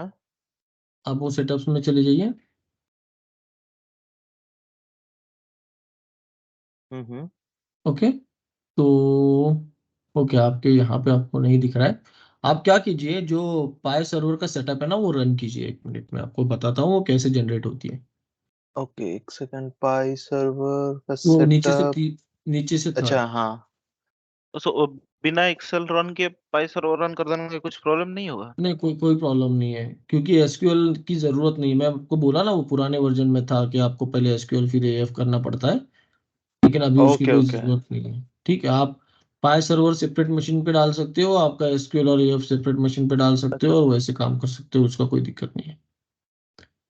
तो यस करना। तो फिर कैसे, फिर एएफ मान के चलिए हम एसक्यूएल जनरेट नहीं किए, हम एएफ को पहले रन कर दिए, फिर हम एसक्यूएल चलाए, तो एएफ एसक्यूएल में फिर वो कैसे हाँ, टेबल्स तो वगैरह उससे क्या जनरेट होगा, करेगा? आपको आपको वो स्क्रिप्ट सेपरेटली रन करनी पड़ेगी, तो वो एक दिक्कत रहता है। मैं बोला ना, ये अलग अलग सिनारियो रहते हैं। तो ठीक है, ये यस जो क्लिक है ना, वो निकाल देना नीचे। ओके, एंड नेक्स्ट, अभी सिर्फ वो डेटा आर्काइव जो है ना, फर्स्ट उसका चेकबॉक्स सेलेक्ट करना। ओके। नेक्स्ट। ओके, अभी यहाँ पे रुकना। यहाँ पे देखो, ऊपर उसने बोला है कि लाइसेंस फाइल चाहिए उसको, बराबर है? हम्म। तो वहां पे जो लिंक है ना, लाइसेंस इंफॉर्मेशन एंड जनरेशन, वहां उस पे क्लिक करना। अच्छा। ये अभी यहाँ पे जो है ना, ये एक एमएसएफ फाइल उसने जनरेट कर दिया होगा। नहीं, वहां पे नहीं क्लिक करना है आपको। आपको क्लिक हियर के बाद जो है ना वो लिंक, क्लिक हियर करके, हाँ हाँ। हाँ उस पे क्लिक करना। वो आपको लेके जाएगा। ओके, ये देखो, ये डॉक्यूमेंट्स करके जो फोल्डर है ना, उसके admin अंदर one उसने आपकी documents. एमएसएफ फाइल जनरेट कर दिया है। ठीक है, ओके। आपका जो एमएसएफ फाइल था वो पुराने यूजर के डॉक्यूमेंट्स में था, इसलिए आपको नहीं दिख रहा है। हाँ हाँ। ठीक है, इसको एक्चुअली मैं ओके ऑलरेडी कर दूं? तो हाँ, मतलब ओके कर दो और क्लोज कर दो, हम वापस बाद में करेंगे वो। ओके लेकिन मैं बस दिखा रहा हूँ कि आपका एमएसएफ फाइल कहाँ ठीक है। पे रहे। कहाँ पे ओके है? ठीक है, हाँ। Okay okay okay okay Saurabh, तुम डॉक्यूमेंट्स में क्लिक करो तो डॉक्यूमेंट्स फोल्डर में। एक सेकंड मैं कर। हाँ बोलो, डॉक्यूमेंट्स में। रुक जा, हैंग कर वो गया में लग से रहा है। हाँ बोलो, जो डॉक्यूमेंट्स में। डाउन, हाँ डॉक्यूमेंट्स में। अच्छा, इसी के अंदर ही वो एमएसएफ फाइल दिखेगा। इसके हाँ अंदर वो नहीं, तुम्हारे केस में देखो, वो यूजर्स में था। हाँ, तुम पाई एडमिन में जाओ। एक मिनट, मेरे केस में कंटिन्यू करना। हाँ नहीं, मैं उसको दिखा रहा था वो मैं। यूजर्स हाँ, में पाई एडमिन में गया। उसमें देखो तो डॉक्यूमेंट्स में है तुम्हारा। पाई एडमिन में दिखा रहा है, you don't currently have continue करना। Permission to access the continue पे क्लिक कंटिन्यू। करना, कंटिन्यू पे क्लिक करना। हाँ कंटिन्यू। डॉक्यूमेंट्स में, हाँ डॉक्यूमेंट्स में एक फाइल है डॉट एमएसएफ हाँ का। हाँ हाँ। तो आप जब वो सेटअप रन करते हो ना, तो वो हाँ। फाइल ऑटोमेटिकली जनरेट होता है वहां पे। ठीक है, ओके, तो इस ओके, यूजर में भी जब सेटअप जनरेट कर देंगे डॉक्यूमेंट फोल्डर में आ ऑटोमेटिकली जाएगा। क्रिएट हाँ हो जाएगा। राइट, ऑटोमेटिकली क्रिएट हो जाएगा। और फिर आपको क्या करना रहता है, आपका जो कुछ ये है ना पोर्टल, वहां पे जाके आपको लाइसेंस जनरेट करना रहता है। तो फॉर एग्जांपल, अगर मैं मेरा टोटल 10 लाइसेंस आते हैं हमको, एक्चुअली ऐसे अलग अलग यूजर को, मेरा तो मैंने आपका यूज कर यूजर लिया। शेयर कर लीजिए स्क्रीन आपका। हाँ, तो आप जब वेबसाइट के अंदर जाते हो, आप आपकी साइट सेलेक्ट करते हो यहाँ से। ठीक है, और आपके साइट के अंदर जो जो लाइसेंस है वो आपको यहाँ पे दिख जाएंगे, जो जो अवेलेबल लाइसेंस है। ठीक है, ठीक है। तो मुझे 10 लाइसेंस मिलते हैं डेव क्लब के। तो अब मैं क्या करूँगा, आपके लिए ऐसे एक रहेगा, और वहाँ पे डेटा आर्काइव करके रहेगा। ठीक है, और उसके Okay. सामने ये जो है ये लाइसेंस जनरेशन के लिए है, Okay. ये जो सिंबल है। तो आप जब यहाँ पे क्लिक करोगे it will ask you for the MSF file, Okay. And once you provide the MSF file here, आप सेलेक्ट करोगे, मेरे कंडीशन में वो नहीं है अभी MSF फाइल जनरेट क्रिएटेड। आप जब सेलेक्ट करके ओपन करोगे तो आपको क्या होगा, वो यहाँ पे वो MSF फाइल अपलोड कर देगा। उसके बाद आपको ये कंटिन्यू का बटन इनेबल हो जाएगा और आप कंटिन्यू करते हो तो आपका लाइसेंस जो है वो डाउनलोड हो जाएगा। अगर अगर आपने पहले लाइसेंस जनरेट किया है और वो कोई दूसरे मशीन पे किया है, अगर आपके मशीन का कॉन्फ़िगरेशन चेंज हो रहा है तो वो आपको बताएगा कि this is the different machine that you are generating license for, और it is possible that your license will not be generated and you may need to contact tech support to generate your new license. Tech support will ask you some question that why you are generating new license. Are you going to use a separate second server which is not allowed? You need to tell them either you are migrating the server or upgrading the server और crash हो गया। या जो कुछ आपका reason था वापस से न्यू कॉन्फ़िगरेशन के साथ आप क्यों जनरेट कर रहे हो उसके लिए। इसलिए ये मशीन सिग्नेचर फाइल रहता है। वो जो लाइसेंस है आपने एक बार डाउनलोड कर दिया वो आपके उसी मशीन पे चलेगा, वो और किसी मशीन पे नहीं चलेगा। मतलब OSI सॉफ्ट का इसी Okay. से पेट चल रहा है। ऑब्वियसली नहीं तो ऐसे तो मैं 1000 सर्वर खड़े कर देता था। वैसा सॉफ्ट 2000 टैग के लिए 1 करोड़ चार्ज करता है, 5000 टैग के लिए 1 करोड़ चार्ज करता है, मैं तो माला क्या माल हो बात जाता था कर ऐसे। रहे हो, बाप रे। तो अच्छा, आज हमारा एक टैग की हमारे केस सिस्टम 1 में करोड़ में आती है अभी तो उन्होंने अलग कर दिया है। अभी उन्होंने क्या किया पता है, अभी उन्होंने सब्सक्रिप्शन मॉडल निकाला है। सब्सक्रिप्शन अभी पहले हाँ परपेचुअल था, हम्म। अभी सब्सक्रिप्शन मॉडल में अभी वो क्या सब वही करते कर रहे हैं, सब वही नहीं कर नहीं, रहे हैं, वो जो पैसा कमा। अबीबा लेने के बाद वरना अबीबा का भी तो वही कंसेप्ट हो गया, वही वंडरवेयर के लिए कंसेप्ट वो हो गया, सब्सक्रिप्शन ले लिया, तो अभी तो ये तो अभी वही है फाइल का ना, भी हो गया। अभी ये हाँ सब तो वही अभी कर रहे वही हैं। है। सिर्फ अभी अभी क्या, अब VMware भी वही कर दिया है, सब वही कर दिया। अभी सब सब्सक्रिप्शन में आ गया, परपेचुअल कोई देना ही नहीं चाहता, क्योंकि वन टाइम पेमेंट क्यों कोई लेगा, वो हर साल 10% इंक्रीज करके पैसा, लाइसेंस का पैसा लेगा। और एक टाइप का मेंटेनेंस कॉस्ट देता रहता है, ईयरली हाँ कुछ कुछ पैसा हाँ। आता रहेगा नहीं कंपनी वाला। लेकिन इसमें ना एक डिफरेंस है, मतलब पाई सिस्टम का और बाकी लोगों का एक डिफरेंस है। PI system will provide you all the upgrades in that subscription. मतलब जो एक्चुअली पाई सिस्टम में भी आपको ऐसा नहीं था कि आप परपेचुअल लाइसेंस लेके खत्म हो गया, आपको ईयरली मेंटेनेंस कॉस्ट देना ही रहता था, उसको SRP बोलते थे, बोल, सॉफ्टवेयर रिलायंस में अभी का। भी है ना SRP? नहीं, अगर आप परपेचुअल लेते हो तो SRP, अगर परपेचुअल नहीं लेते हो तो SRP नहीं है। अच्छा अच्छा। हाँ, तो उन्होंने डायरेक्टली फिर आपको सब्सक्रिप्शन पे डाल दिया, वहां पे SRP की जरूरत नहीं है। हम्म। लेकिन वहां पे भी आप पे करते थे। लेकिन तब क्या होता था, तब आपको बाकी जैसे SAP ले लिया आपने, कोई भी आपको अपग्रेड्स अवेलेबल नहीं रहते, आपको सिर्फ सपोर्ट अवेलेबल रहता है, सपोर्ट राइट। अवेलेबल, हाँ। यहाँ पे आपको सारे अपग्रेड्स अवेलेबल रहते हैं, जितने कंपोनेंट्स आपने ले रखे हैं, परचेस कर रखे अच्छा हैं, अच्छा। हम्म। उसके जितने अपग्रेड आते हैं आप you free of can cost. Download it या फ्री ऑफ कॉस्ट। हाँ नहीं, ये हमारा वंडरवेयर के साथ भी, मतलब जो अभी अभी वही है, वो भी वही किया हुआ है। लेकिन उसके लिए आप अगर हमारा तो परपेचुअल लाइसेंस है, लेकिन उसके लिए भी जैसे OSI के लिए SRP है, तो हम लोग भी एक एनुअल सब्सक्रिप्शन फी देते हैं, मतलब सॉफ्टवेयर सपोर्ट के लिए। तो अगर आप सॉफ्टवेयर सपोर्ट ले रहे हैं तो आपका अपग्रेडेशन फ्री है। नहीं वैसे SAP वगैरह का वैसे नहीं था ना, हम्म, SAP अच्छा। वगैरह में बहुत मगजमारी रहता है आपका अपग्रेड का। अविवा का भी होने के बाद सब कुछ फोर्स का मतलब स्ट्रैटेजी सब कुछ सेम ही हो गया है ना, मतलब हाँ, वो तो होता OSI। ही है, मैंने एक ही हाँ, मैनेजमेंट होने के बाद क्या होगा। क्या वही बात है। ठीक है, चलो तो तो हमारे केस में एक क्वेश्चन था जो VM में इंस्टॉल करेंगे, इसमें तो आप बोलते हैं कि ऑलरेडी लाइसेंस है, हमें फिर ये लाइसेंस जनरेट करने का जरूरत नहीं है। नहीं, आपको जरूरत नहीं है, इट इज सिंपल प्रोसेस, तो कोई ऐसे रॉकेट साइंस नहीं है, तो मैंने पहले ही जनरेट करके रख दिया था वो। ठीक अच्छा, है। वो जो आप जो MSF फाइल सेव बस वो करके रखे MSF हैं। फाइल जो जनरेट होता है ना, वो आपको बस यहाँ पे हाँ। अपलोड करना है, अच्छा। चूज फाइल करके यहाँ पे अपलोड करना है। अपलोड करने के बाद आपका कंटिन्यू इनेबल हो जाएगा, आप कंटिन्यू पे क्लिक करते फिर हो, डाउनलोड कर देना है वो लाइसेंस। डाउनलोड हो जाएगा। तो सो नहीं, वो क्या जो बोले कि डाउनलोड होगा, VM। वो जो डाउनलोड होगा उसको लेके कहीं पे सेव करना है या? नहीं, वो आपके सिस्टम पे डाउनलोड होगा ना, वो आपका जिप फाइल दिख रहा होगा आपको आपके इस पे, ओके। राइट? हाँ हाँ हाँ हाँ, जी फाइल दिख रहा है। तो बस वो जिप फाइल ही है आपका जो कुछ है। तो ये क्या बोले तापस तुम कि VM में ऑटोमेटिकली MSF फाइल रहता है? नहीं, मैं बोला कि जैसे अगर नॉर्मल प्रोसीजर में है जो MSA फाइल रहेगा लेके लाइसेंस जनरेट करना पड़ेगा, हम्म। तो हमारे केस में भी जब इंस्टॉल करेंगे तो MSA फाइल जनरेट होगा, फिर लेके लाइसेंस डाउनलोड करना पड़ेगा, जो कि ऑनिमस बोला ऑलरेडी वो कर चुका है ये स्टेप।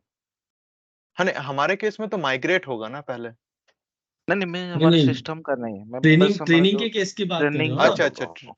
अच्छा अच्छा अच्छा अच्छा। हम्म। ठीक है, तो ये हो गया है। लेट्स रन द, आपके इस पे ये प्री रिक्विजिट ऑलरेडी डाल रखा था मैंने, एक्चुअली मेरे सिस्टम पे ही नहीं है, आपको दिख रहा होगा प्री रिक्विजिट स्टैंडर्ड हाँ स्टैंडर्ड दिख रहा है, दिख हाँ, दिख रहा है। Okay. So we will just write again, ये we pre will just, requisite जो है, ये अलग से सॉफ्टवेयर क्यों डाल रहे हो? एक्चुअली क्या है, कुछ कुछ कंपोनेंट्स रहते हैं जैसे कि .NET फ्रेमवर्क या डिस्ट्रीब्यूटेबल जो चाहिए रहते हैं, अच्छा ये अच्छा। एक्चुअली जो नए वर्जन है उसमें उसमें जरूरत नहीं है, लेकिन जो स्टैंडर्ड हम्म। प्रैक्टिस है हमारे पुराने वर्जन से लेके अब तक इंस्टॉल करने की, वो हम फॉलो कर रहे हैं। ठीक ओके है, ओके। जरूरी हम्म। नहीं कि आपको करना ही पड़ेगा, बहुत सारी चीजें इधर Windows has taken care of, और ये जो सेटअप है it has taken care of. क्या ओके होता है, ओके जैसे जैसे अपग्रेड होते ओके जाता है, विंडोज भी अपग्रेड होता जाता है, तो वो भी कुछ चीजें टेक केयर करता है, जैसे ये अपग्रेड होता है तो ये भी कुछ चीजें टेक केयर करता है, तो उस तरीके से। Okay. So I am running it, okay. unzip, you can change the location of unzip folder if you want, I will keep it as a temp, okay. अभी आपको यहाँ पे दिखेगा कि कौन से कंपोनेंट वो इंस्टॉल करेगा, जैसे इसने दिखाया, देखो माइक्रोसॉफ्ट, ये जो है .NET फ्रेमवर्क 3.5 सेम और newer version is already installed, तो वो इंस्टॉल नहीं करेगा, क्योंकि हमने, आपको याद है 3.7 और 4.5। 4.5 वो जो है वो इनेबल करके रखा है। ठीक है, तो इसकी जरूरत नहीं है। ये जो MS रन टाइम रिडिस्ट्रीब्यूटेबल है, ये वो इंस्टॉल करेगा, ठीक है। ओके। ओके,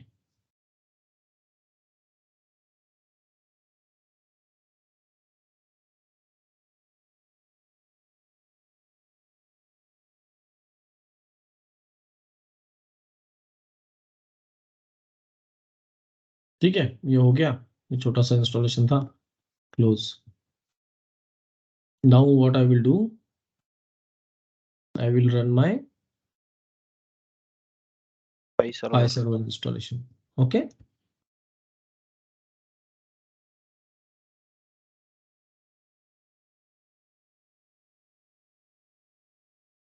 तो दिस में टेक सम टाइम, इसी को सबसे ज्यादा टाइम लगता है, और इट में ask you for the restart. तो आपके सिस्टम पे मे बी ये इंस्टॉल हो गया है, क्योंकि मैंने आपके सिस्टम पे रन किया था, right, setup MSF file generate करने के लिए, तो आपके सिस्टम पे ये ऑलरेडी 4.8 जो फ्रेमवर्क है रिक्वायर्ड, वो इंस्टॉल हो गया होगा।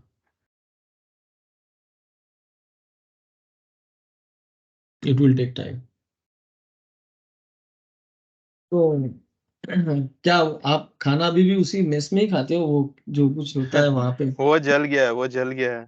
कैसे चल गया?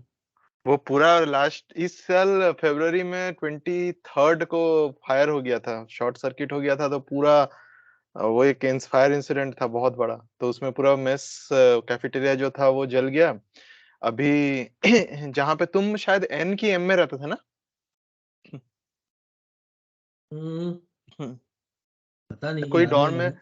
हाँ, तो जो भी हो, जो सबसे बड़ा जो 2 डॉर्म था उसके बीच में एक छोटा सा भी कैफेटेरिया सेटअप किया हुआ है। अभी नया कैफेटेरिया नेक्स्ट ईयर तक आ जाएगा उसी जगह पे जहाँ पे था, वहां पे वही सेम साइज का ही कैफेटेरिया फिर से बनेगा।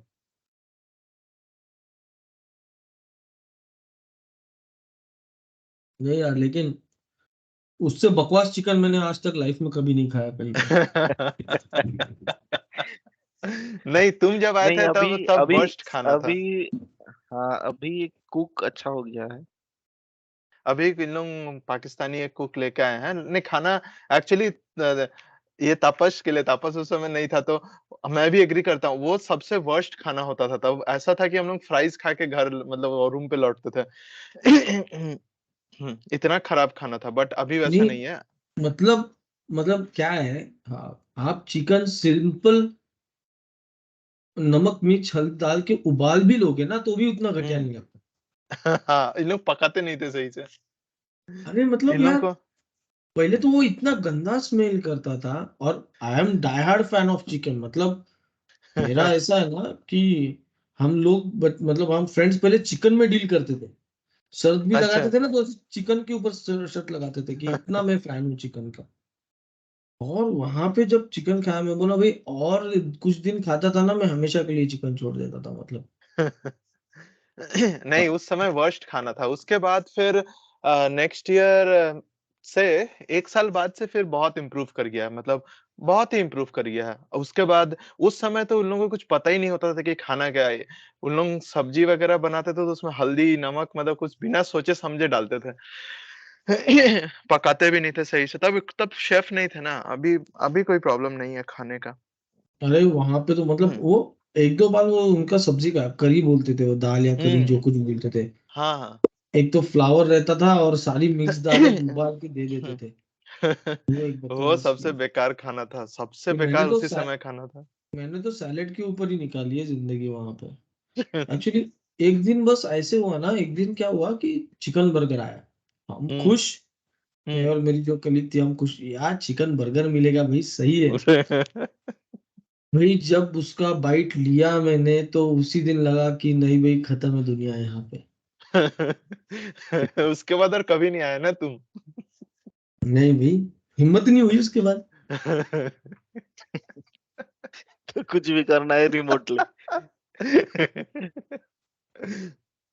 नहीं यार, लेकिन क्या है पता है क्या, वो एक अलग एक्सपीरियंस है मतलब। Hmm. Everyone will not get that kind of experience in their life, right? हाँ एक्चुअली हाँ। हम अरबों में हम्म।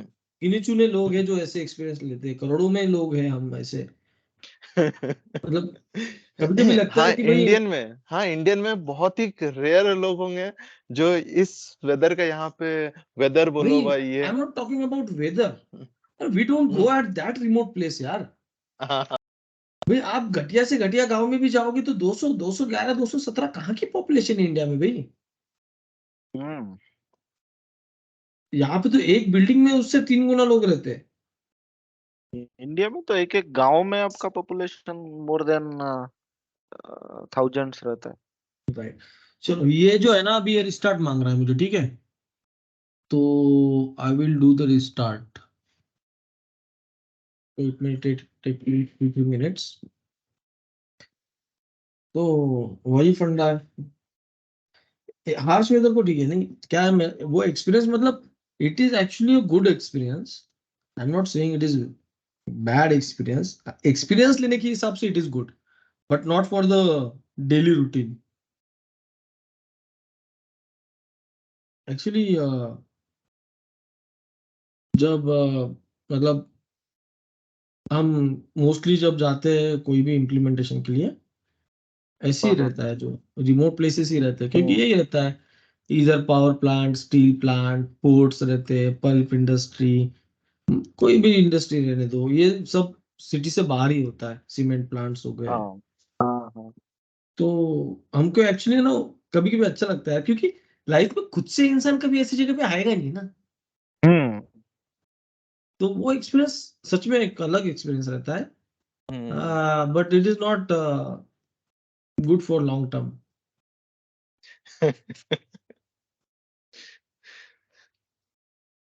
अभी जैसे मैं ये जो टेरेस पे जाता हूँ वहां पे, it is a remote location again. It is bit bigger than the Schefferville. 1500 लोग रहते हैं गाँव अच्छा। में। लेकिन वही जगह बहुत ब्यूटीफुल है, आप अगर देखोगे। हम्म।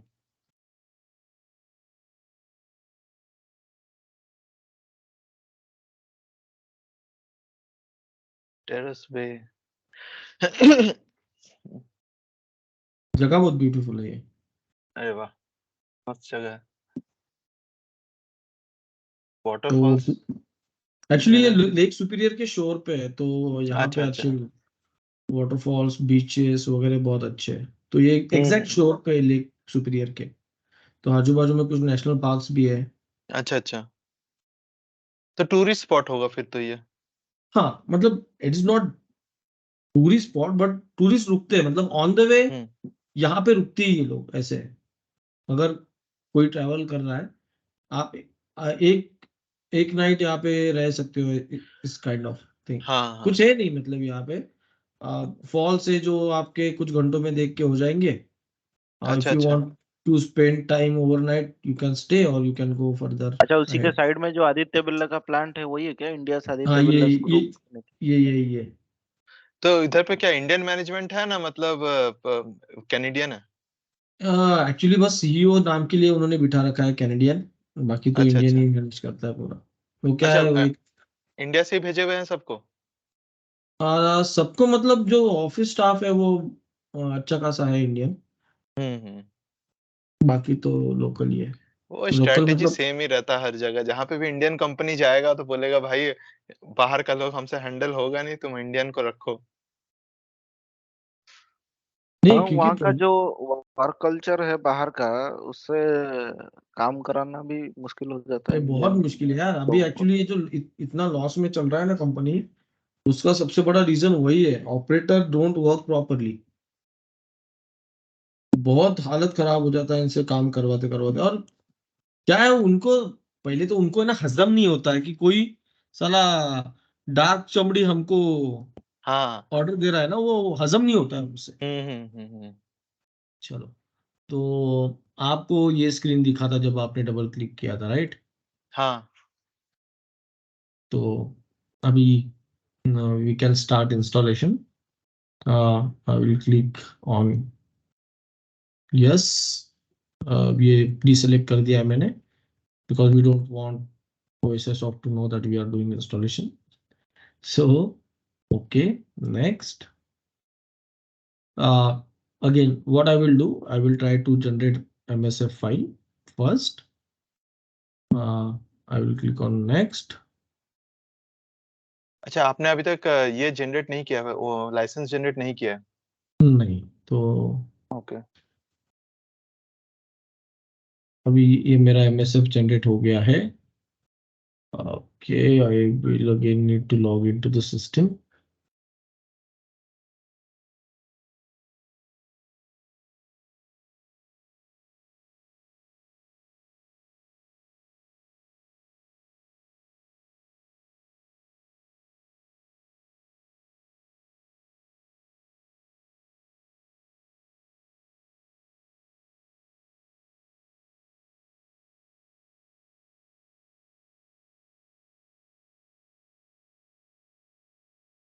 Okay, so 1, 2, 3, let's use this. I will just take my MSF file from the documents and will generate a license. Okay. मैंने कंटिन्यू पे क्लिक किया, आपका लाइसेंस टर्म आ गया। आपको यहाँ पे दिख जाएगा कि लाइसेंस कब तक चलेगा क्या नहीं वगैरह वगैरह। तो yes, it is there. So download the activation file.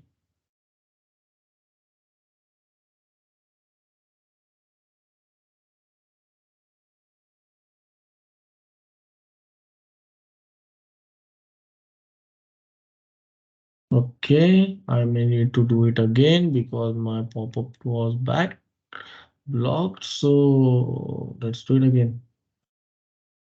Uh, uh,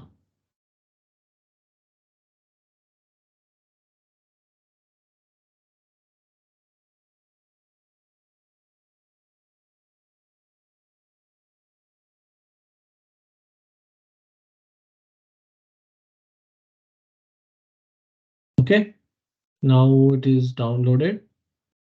So we have our license here. Let me copy. So this is our license file. Okay, I will copy it outside in the document. तो इस licence file में क्या-क्या included रहता है? पाई मतलब AF वगैरह जो भी जितने भी कंपोनेंट्स हैं सबके लाइसेंस रहते हैं ना? हाँ, तो आपको जो जो कंपोनेंट्स अलाउड है तो उसके लाइसेंसेस का डिटेल वगैरह और कब तक आपका वैलिड है वो रहता है. एक्चुअली वो इनक्रिप्टेड रहता है तो we can't see anything. So let's go on to our installation. So for now I will just go back again because we will be installing all these components. Okay, so we will select this, this, this. Okay, तो अभी हमने सारे component select कर लिए हैं जो हमको install करने हैं. अभी this is the main part, right? Right. In our case, though it is C, but our installation directory will be D drive. Okay.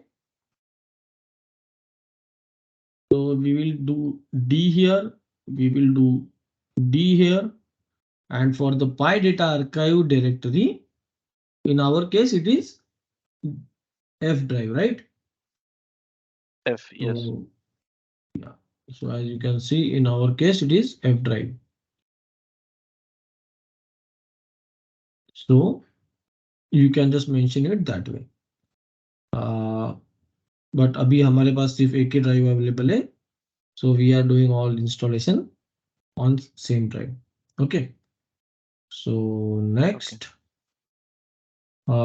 उसको लाइसेंस मिल गया तो उसने ऑटोमेटिकली वो स्किप कर दिया जो नहीं, शायद ये यहाँ पे जाएगा डेटा आर्काइव पे. लेट्स सी अभी क्या है. एज यू कैन सी ये दो चेक बॉक्स जो है वो चेक्ड है. ओके, उसने अवेलेबल एसक्यूएल सर्वर ऑटोमेटिकली ले लिया है जो इंस्टेंस था. Okay. Now it is saying that AF SQL database script version is available and will be installed.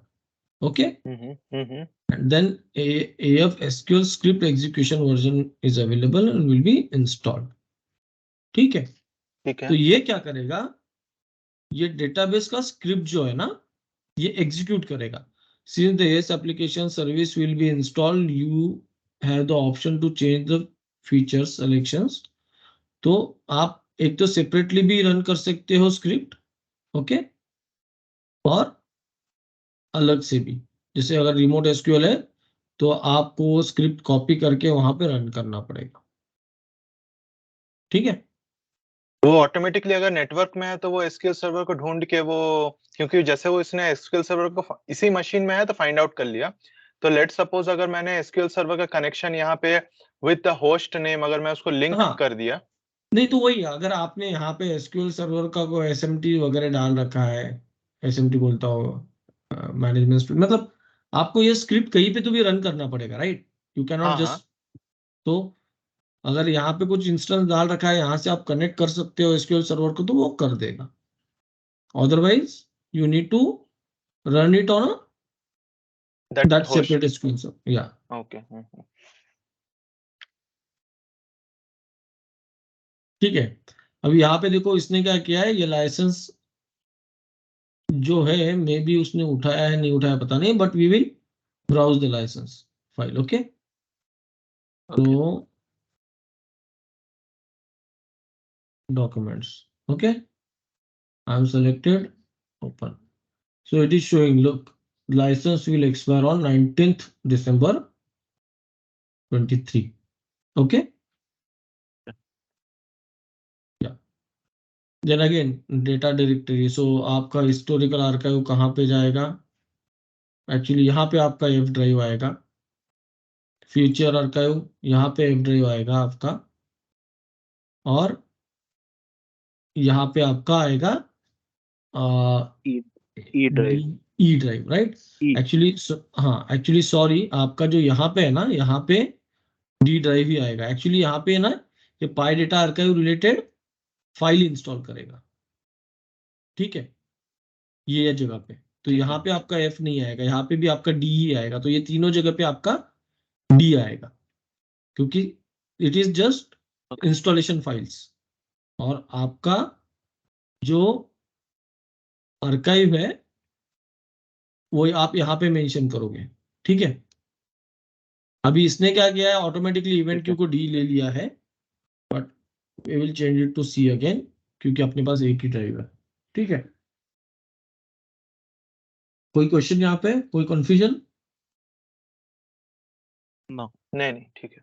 Okay, ठीक है। अभी यहाँ पे क्या है कि यहाँ पे आप डिफाइन कर सकते हो कि आपके हर आर्काइव की साइज क्या रहेगी, हर आर्काइव फाइल की। तो ये क्या रहता है कि ऐसे नहीं कि आपका 500 जीबी के आर्काइव बन गए तो ये आपका एक ही डेटाबेस बन गया या कुछ।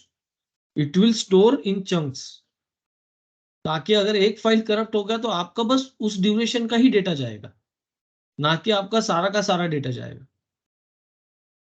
तो ये क्या करता है, आप जो साइज डिफाइन करते हो वो डिफाइंड साइज का वो आर्काइव्स बनाता है। तो अभी यहाँ पे आप देख रहे हो कि 2 जीबी के साइज का आर्काइव बन रहा है, बराबर। ठीक आप है। यहाँ पे चेंज कर हम्म। सकते हो, आप मॉडिफाई कर सकते हो, आप नेमिंग फिक्स कर सकते हो, जैसे मैंने आपको बोला कि आपका नेमिंग क्या रहेगा यहाँ पे आर्काइव्स का, आप वो फिक्स कर सकते हो। उसके बाद आप साइज, जैसे मुझे 2 जीबी नहीं है, मुझे छोटे छोटे आर्काइव चाहिए, तो I will just do 1 GB, right. तो मेरा ये एक मतलब 1 GB का small small folder, small small files create करते रहेगा वो, राइट राइट, जैसे ही 1 जीबी फुल हो जाएगा वो नया एक फाइल नया चालू फाइल कर। ले लेगा। हाँ, तो ठीक है। आपका तो क्या मैं प्रैक्टिस रहता है, 1 GB या नॉर्मली 2 GB जो है वैसे ही रहता है? ये देखो कैसे है, अगर आपको पता है कि आपके आर्काइव्स जल्दी जल्दी भरने वाले हैं, हाँ। तो जैसे नंबर ऑफ डेटा पॉइंट बहुत है मेरे, 15-20 हजार डेटा पॉइंट है, तो मुझे पता है मेरा आर्काइव हर 2 दिन में बनेगा, हर 4 दिन में बनेगा, राइट। मतलब हर 2 दिन में मुझे 1 जीबी लगेगा, या हर 2 दिन में मुझे 500 MB लगेगा। तो वो कंडीशन में मैं क्या करूंगा, मैं बड़ा आर्काइव रखूंगा, बराबर है, ताकि मेरे बराबर। नंबर ऑफ आर्काइव ना बढ़ जाए। अभी क्या है, एबीडीबी में हमने क्या किया था शुरू में, उन्होंने 500 MB के आर्काइव्स रखे थे। तो अभी होता ये है ना, उनका हर 2 से 4 दिन में आर्काइव भर जाता है, तो अभी उनके 1,500 के करीब आर्काइव बन गए files. Okay okay. But actually में अगर देखा जाए तो वो जो बैकअप लेता है तो वो मतलब सारे आर्काइव्स को पकड़ के वो पूरा का ही बैकअप लेता है ना। हाँ, पूरा का ही बैकअप लेता है। हम्म। तो अभी क्या है, तो आपका अगर आपको पता है कि आपका 1 जीबी भरने में 10 दिन लग रहे हैं, तो आप उस तरीके से लगो। लेकिन आपको अगर लग रहा है कि नहीं भाई, मेरा 10 दिन मतलब 2 ही दिन में 1 जीबी भर रहा है, तो मैं कहूंगा कि थोड़ा बड़ा आर्काइव बनाओ, ताकि क्या आपके नंबर ऑफ फाइल भी नहीं बढ़ना चाहिए बहुत सारे, नहीं तो आपको क्या है, वो हर बार वो बहुत सारे फाइल्स मेंटेन करते बैठने पड़ते हैं, राइट। मतलब दो you are not doing anything, but वो ह्यूज नंबर ऑफ लिस्ट दिखता है आपको जो फाइल का है वो। तो उस हिसाब से आप मैनेज कर सकते हो, इट्स टोटली ऑन यू, ठीक है। अभी मैंने यहाँ पे 1 जीबी कर दिया, ठीक है। Create historical archive automatically, it should be yes, okay. अगर आप नो करते ओके। हो तो वो क्या करेगा, नया आर्काइव बनाएगा ही नहीं, उसी आर्काइव पे ओवरराइट करते रहेगा।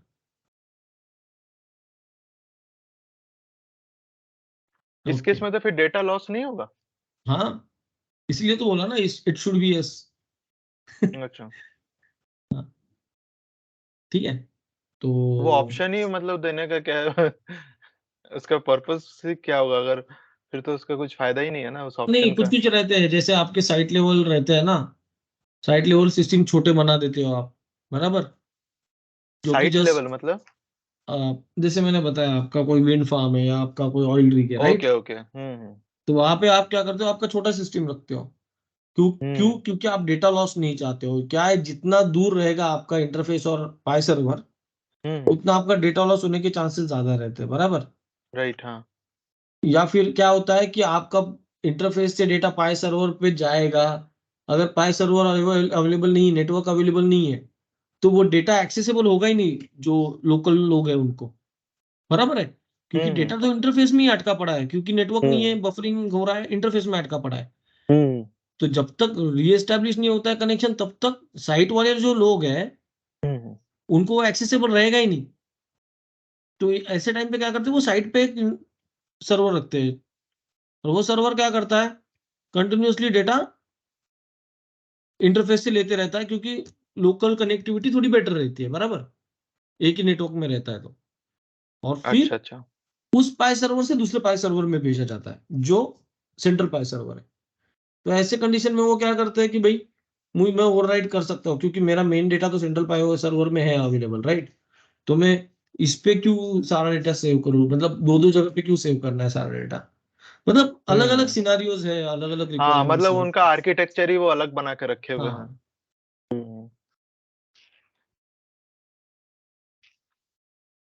ठीक है, अभी यहाँ पे आप SMTP सर्वर डाल सकते हो। Let me copy some SMTP server from Google, Gmail SMTP।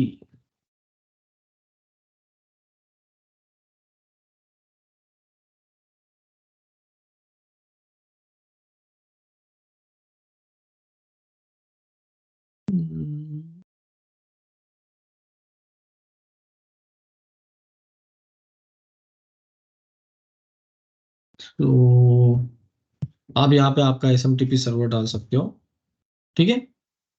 बाद में from email I am just putting my email. आप लोग हंसोगे।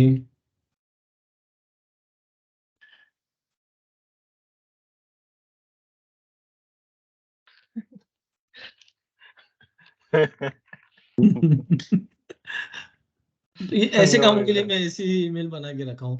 मतलब कहीं पे भी वो रहता है ना, कोई भी वेबसाइट पे हाँ जाओ, वो ईमेल आईडी मांगता है, तो मैं ये दे देता हूँ, ले भैया इसका, अच्छा भेजते रहे उसके ऊपर जो भेजना है वो, ठीक है।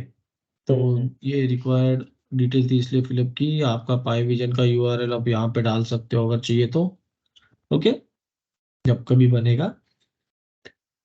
और ये बैकअप SMTP सर्वर, आपका पोर्ट वगैरह जो कुछ है आप मेंशन करके नेक्स्ट कर सकते हो। अभी यहाँ पे देखो, यहाँ पे आपके तीन मेजर सर्विसेज है, पाई AF application service, pi notification service and pi analysis service.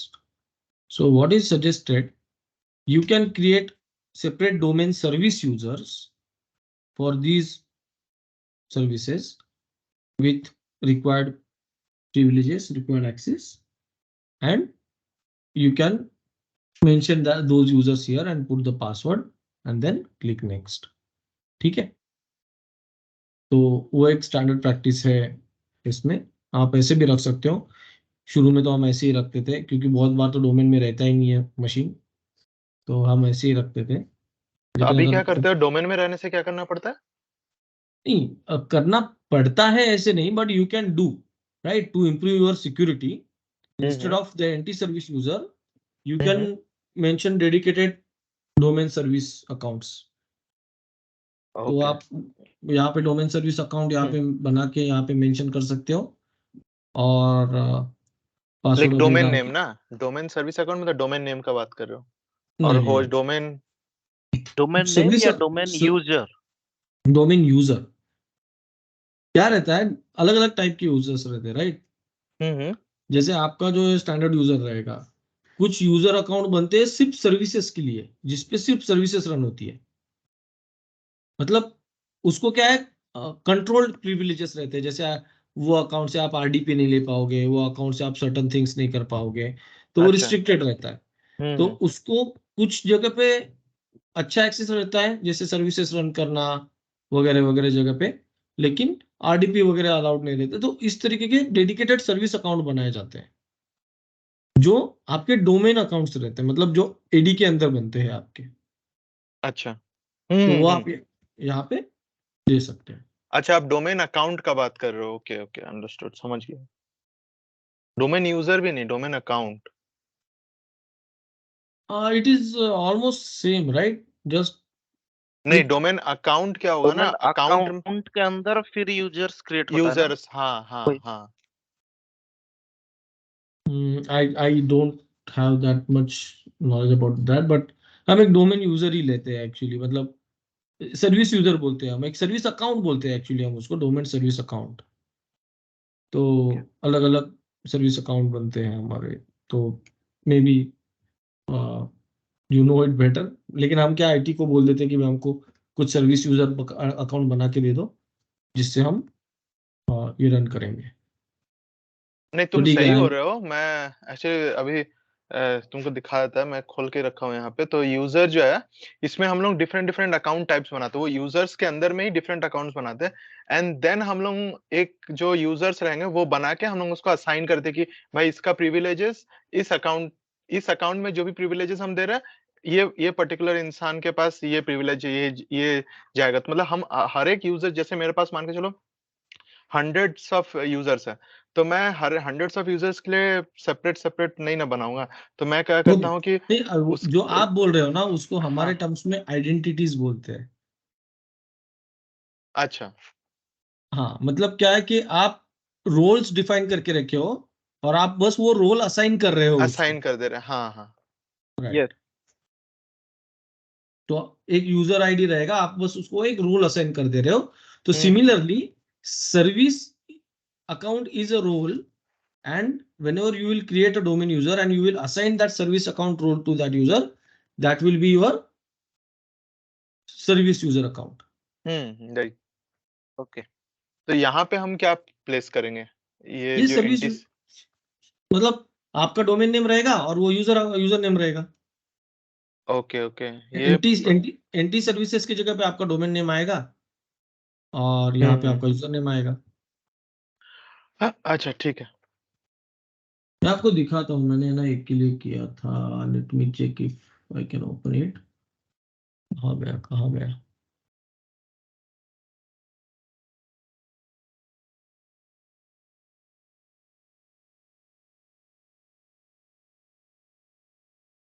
हम्म,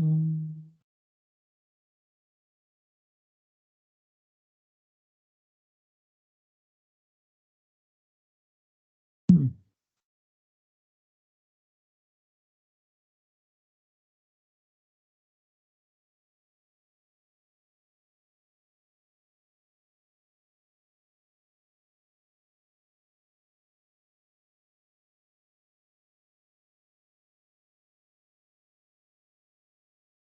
ठीक है, जैसे ये दिख रहा है आपको। तो ये जो है ना, ये कुछ अकाउंट्स क्रिएट किए थे हमने।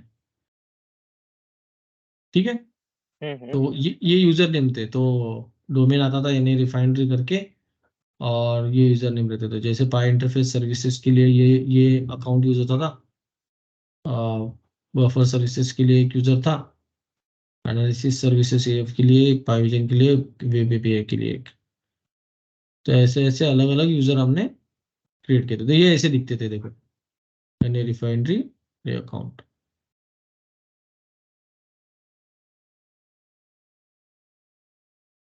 ठीक है।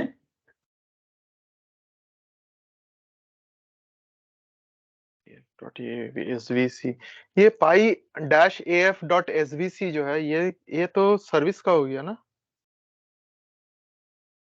ये नाम हमने सजेस्ट किया है। ये डॉट मतलब ऐसे एक्सटेंशन वगैरह कुछ नहीं है। ये अच्छा आपका अच्छा अच्छा। डोमेन है तो ये और तो ये ये यूजर। तो ऊपर में जो पाई एफ डॉट एसपीसी आप ऊपर में दिखा रहे हैं ना, वो एक हाँ, यही है, वो यही है हम्म, एक्चुअली। ये था, ये अच्छा सिर्फ अच्छा, नाम हाँ। दिया था हमने। We have suggested this name, manage service hmm, account. और हम्म, वो टोटल ऐसा दिखेगा आपको, एनए रिफाइनरी। मतलब आपका जो ये आ रहा है ना, यहाँ पे ये एनए रिफाइनरी और वो हम्म यूजर। और वहां पे हमने पासवर्ड डाल दिया था उसके सामने जो कुछ है। ये मतलब डोमेन एंड यूजर ही है वो। हाँ, डोमेन एंड वो यूजर ही है वो हाँ एक्चुअली। हाँ, डोमेन एंड यूजर ही है। ठीक है। हम्म। तो नेक्स्ट ये बताएगा आपको कि क्या क्या इंस्टॉल करेगा, डॉल। एंड आप इसे भी कर सकते हो कमांड लाइन, मतलब ये डिटेल आपको बाद में देखने के लिए कि क्या था और क्या नहीं। Then install.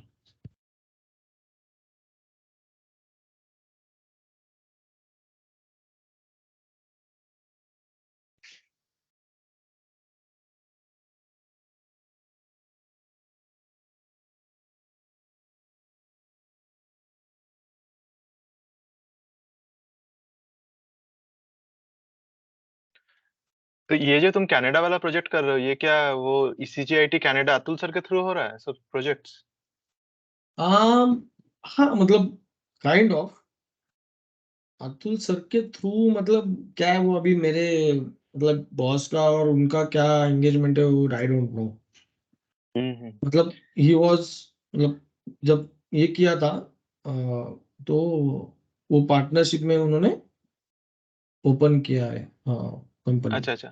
तो नहीं, मैं ये पूछ रहा कि मतलब और भी सर के क्लाइंट्स है अतुल सर के CGIT के यहाँ पे कनाडा में? हम्म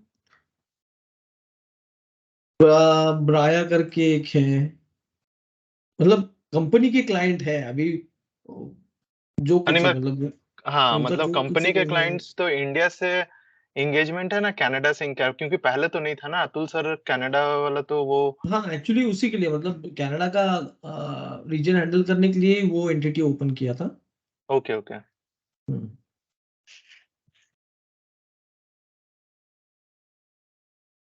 तो क्या है वो उसमें मैं ज्यादा पढ़ता नहीं हूँ क्या कहाँ से ये कर रहे हो हम्म। ऊपर वाले लोग ही जाने, अपने को पढ़ना भी नहीं है उसमें, बस हमारी सैलरी दे तो खत्म। अभी भी लिमेश ही है ना कंपनी का CEO? हाँ हाँ।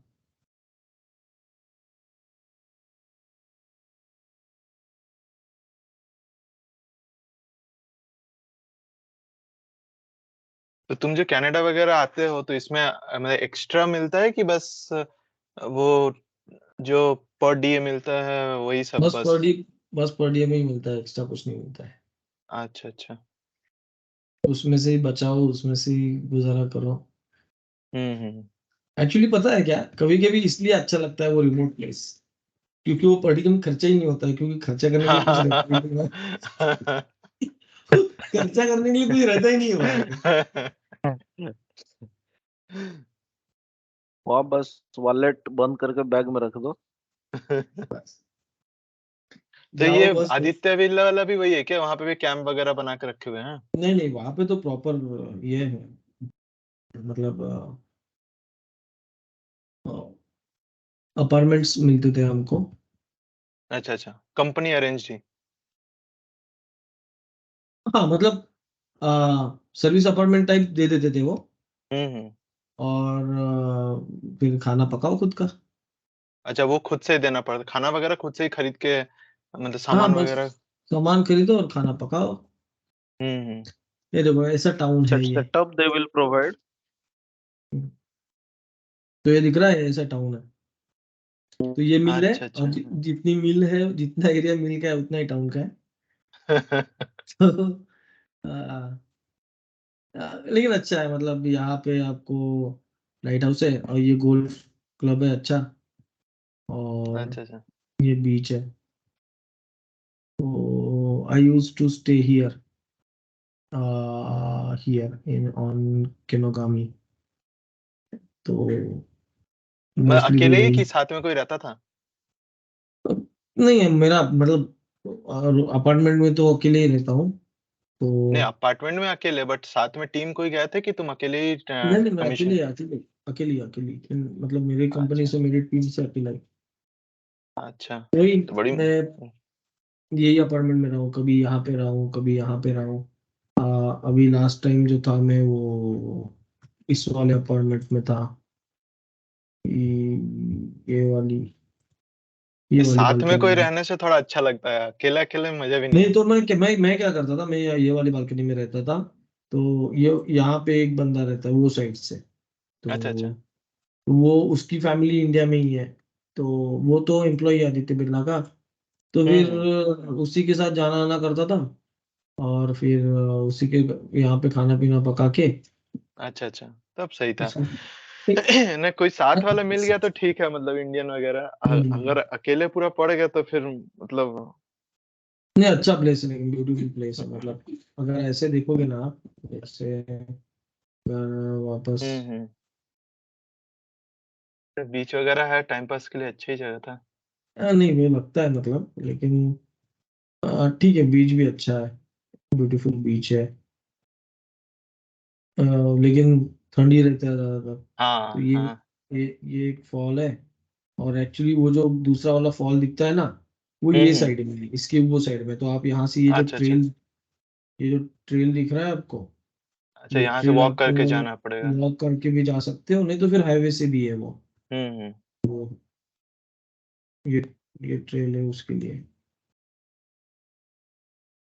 ज्यादा कुछ है नहीं, एक छोटा ग्रोसरी स्टोर है, एक दो मोटेल है, एक डिफ्टर्स करके रेस्टोरेंट है। तो वही है, जैसे कि आप देखोगे यहाँ पे, ये लाइट हाउस है अच्छा यहाँ पे। ऐसे क्यों देख लिए थे ना। तो ये एक एक ही रेस्टोरेंट है ड्रिफ्टर्स करके, मतलब एक है पोज करके, लेकिन वो क्या नकली है। तो ये ड्रिफ्टर्स करके एक रेस्टोरेंट है, इनका अच्छा मोटेल है, अच्छा। एक एलसीबीओ है, मतलब दारू की दुकान, एक छोटा सा ये ग्रोसरी स्टोर है जो 3 गुना दाम पे बेचता है। अच्छा। तो हर 8-15 दिन में हम जाते थे 250 किलोमीटर ग्रोसरी लेने के लिए। अरे बाप रे। ऐसे ही गुजारा आता था हमारा। एक्चुअली मजा हम किए। यहाँ पे टेरेस बे में, तो हम all the way 250 kilometre travel करके जाते थे थंडर पे। हंडर पे ओके। ये यहाँ पे ऑल द वे। लेकिन ये ड्राइव जो है ना, ये बहुत ब्यूटीफुल ड्राइव है, मतलब हर कोई बहुत अच्छा अच्छा बोलता है कि ये बहुत सही ड्राइव है। क्योंकि क्या है, ये 2 लेक, ये जो छोटा सा बैक बे है, बैक वाटर टाइप जो है लेक का, तो ये दिखता है, मस्त दिखता है एकदम। हाँ, सही व्यू आता है, पूरा ड्राइव अच्छा है, ब्यूटीफुल है। अब तो यहाँ पे हो कहीं पे।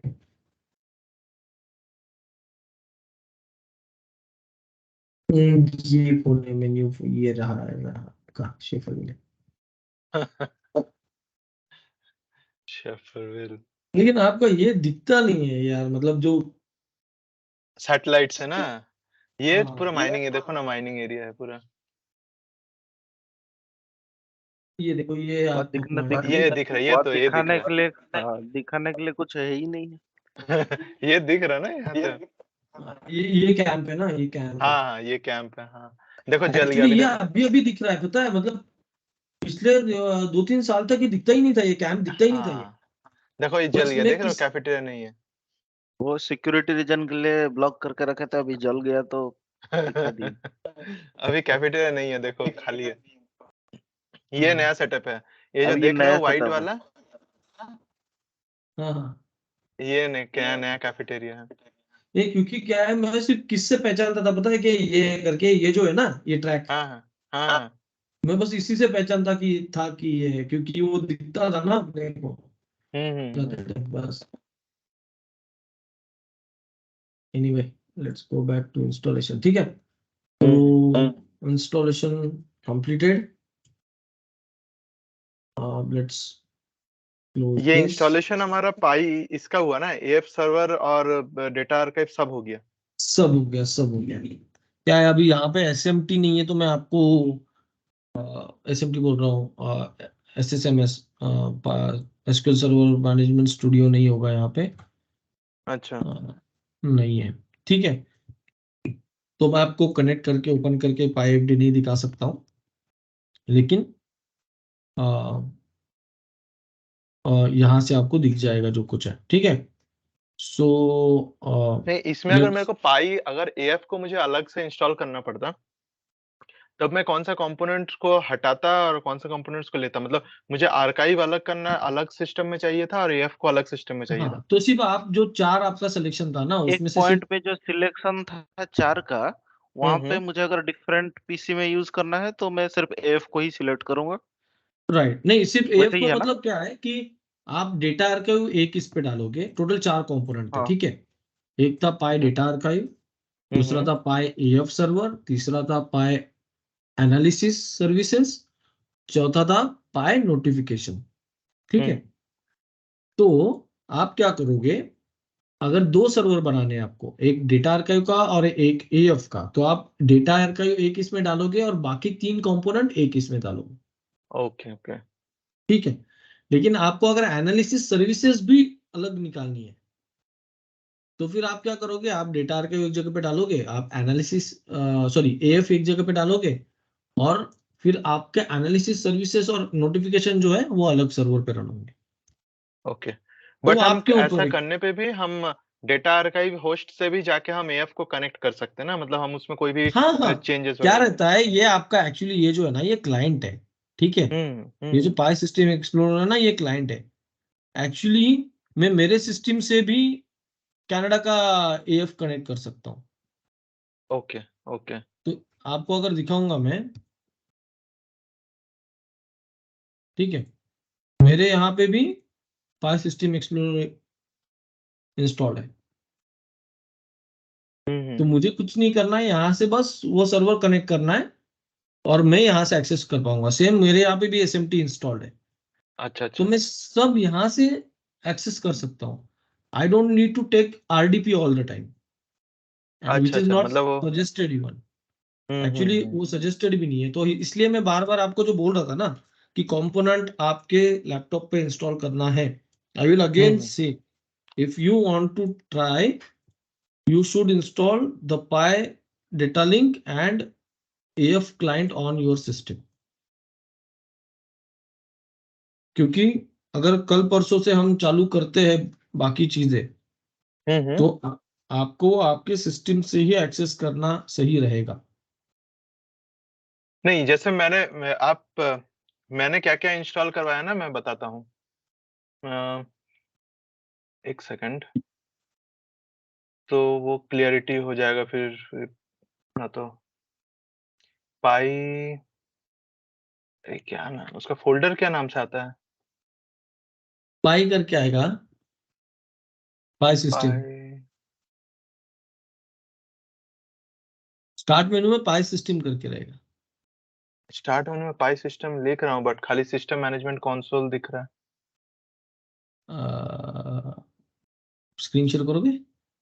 हाँ, स्क्रीन शेयर करता हूँ मैं।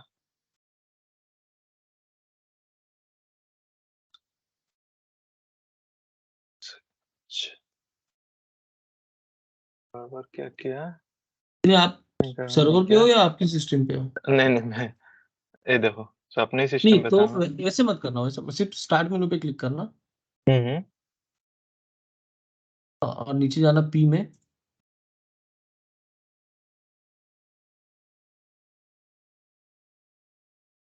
पाई सिस्टम। ओके, तो यहाँ पे आपको दिखेगा, देखो आपने क्या किया है, पाई एसएमटी इंस्टॉल किया है, आईसीयू जिसकी जरूरत नहीं थी आपको, PI MDB to AF preparation wizard उसकी भी जरूरत नहीं थी। आई डोंट नो कौन सा। नहीं, आपने जो दिया था मैंने वही, आपने 3 मुझे फाइल EXE दिए थे, मैंने वो तीनों चला दिए।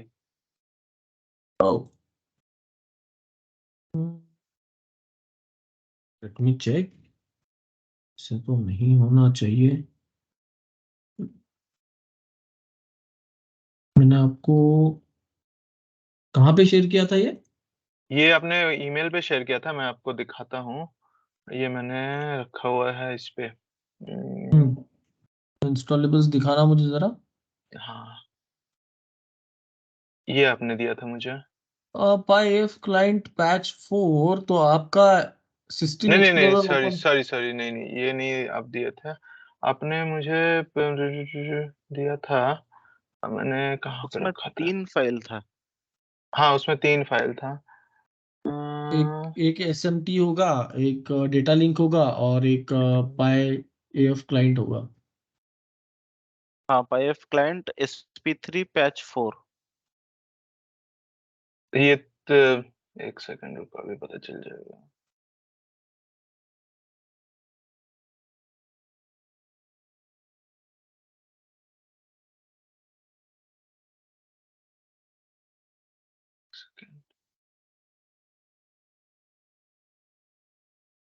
मेल मेल पे है ना? नहीं, मेल पे ही है, बट मैंने शेयर किया था ना।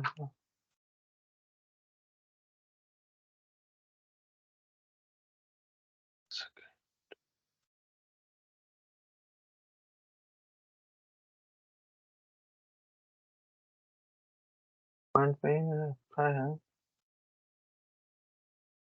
हम्म। मैं डाउनलोड करके रखा हूँ, If you want, I can share हाँ my हाँ screen. हाँ, दिखाओ दिखाओ। Okay. हाँ ये तो यही देखिए ना, आप यही डाले थे। हाँ, तो पाई डेटा लिंक पाई एफ क्लाइंट। नहीं, ये 3 डाले थे, ST3 ऊपर का 3 डाले थे। प्रोसेस बुक को मैं अलग से ऐड किया था, आप ऊपर का हाँ, 3 तो डाले थे। एक्चुअली अगर आप एफ क्लाइंट इंस्टॉल करते हो ना, तो आपके इसमें वो ये आना ही चाहिए, सिस्टम एक्सप्लोरर। आप बोल रहे हो कि ये पाई क्लाइंट एएफ क्लाइंट नहीं इंस्टॉल हुआ है मेरे में? लुक्स लाइक, क्योंकि आपके यहाँ पे स्पाई सिस्टम एक्सप्लोरर नहीं दिख रहा है, राइट? हाँ, पाई सिस्टम एक्सप्लोरर नहीं दिख रहा है। हो सकता है क्योंकि ना मैंने जो एक्सेल था ना, इस पे एक्सेल में भी मेरे जो पाई डेटा लिंक सिर्फ दिख रहा है, पाई बिल्डर नहीं हाँ, दिख रहा है। पाई बिल्डर नहीं दिख रहा है, दैट मीन्स वो एफ क्लाइंट नहीं हुआ है इंस्टॉल। वो एएफ क्लाइंट इंस्टॉल नहीं हुआ ना, मतलब अच्छा। हाँ, एएफ क्लाइंट इंस्टॉल नहीं हुआ है, और ठीक है, तो ये आप ऊपर का 3 दिए थे ना, लास्ट वाला मैं एक्चुअली एक जन को शेयर किया था, वो देखते हैं, उस पे बात करेंगे। राइट, क्योंकि एफ क्लाइंट जब इंस्टॉल होगा तो पाई बिल्डर भी आ जाएगा। हाँ हाँ, पाई बिल्डर भी आ जाएगा। ठीक है, चलो, ठीक है, हाँ, आप अपना शेयर कर लेट्स लीजिए। हाँ go back to the server. ठीक है, दिख रहा है? हाँ हाँ, दिख रहा है। अभी हम ओपन करेंगे पाई सिस्टम मैनेजमेंट टूल। ठीक है, पाई SMT। यहाँ पे हमें पता चलेगा कि हमारा इंस्टॉलेशन क्या हुआ है, कैसे हुआ है।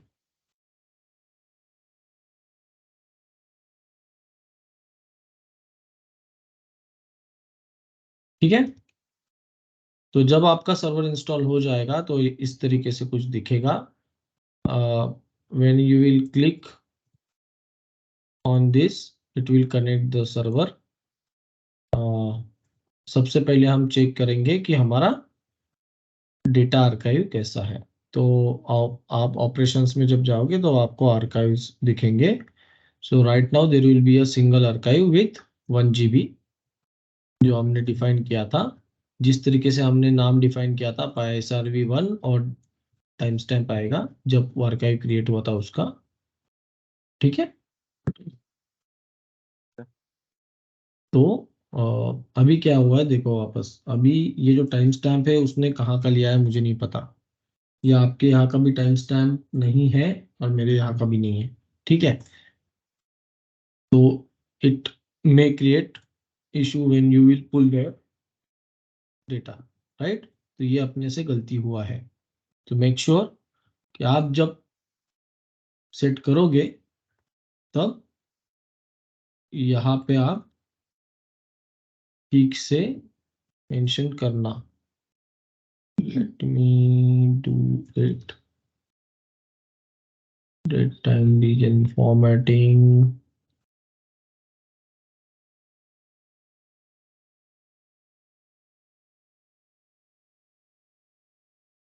Change the time zone. आप आपके हिसाब से चेंज कर सकते हो। Let me do one thing. आपका टाइम जोन क्या है? -11 या माइनस कितना है ये -5:38. आपका? हाँ, -5:30 है ना?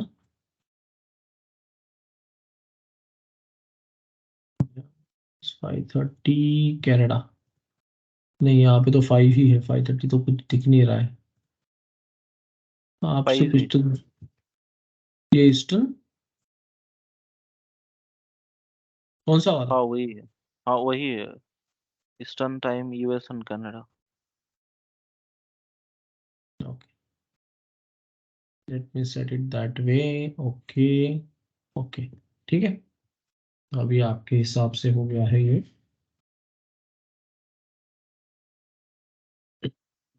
ठीक है, अभी आपका डेटा आर्काइव तो फाइल तो क्रिएट हो गया है एक।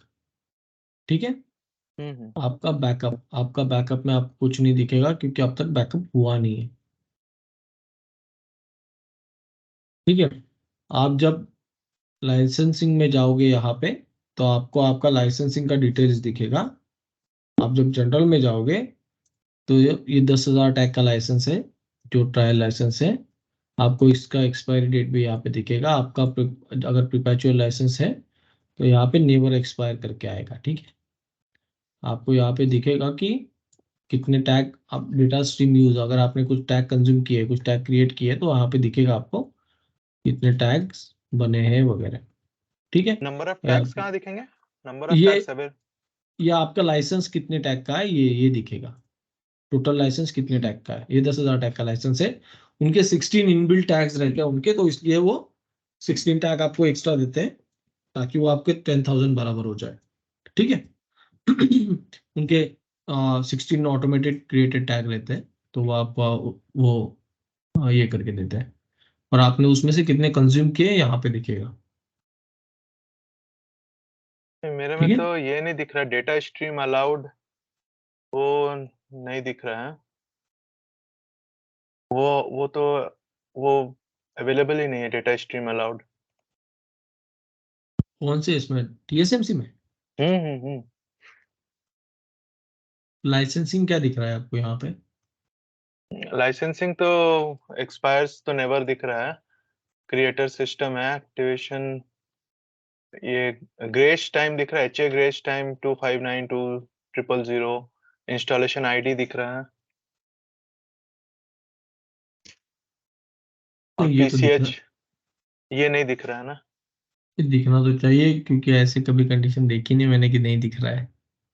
कि मैं आपको दिखाता हूँ, स्क्रीनशॉट ले लेता हूँ आपका।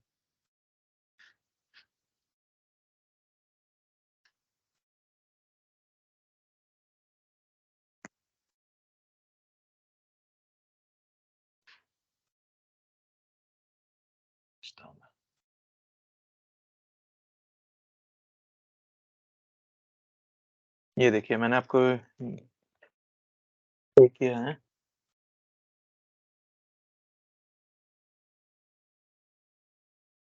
ओ,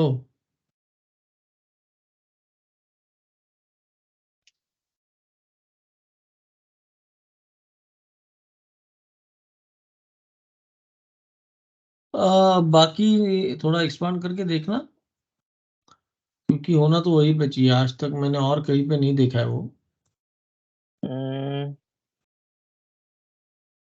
बाकी तो प्रोग्राम्स वगैरह यूसेज में फर्स्ट रन दिया हुआ है, एक्टिवेशन काउंट दिया हुआ है, licence ID generation 4, current patch match, यही है और कुछ है नहीं। सीट्स वगैरह में तो कोई नंबर वगैरह मेंशन नहीं है।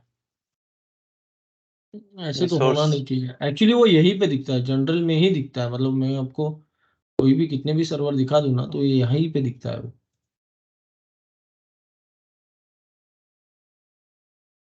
नहीं पता नहीं। दिखना तो यहीं पे चाहिए। लाइसेंस टाइप है क्या कुछ? लाइसेंस टाइप,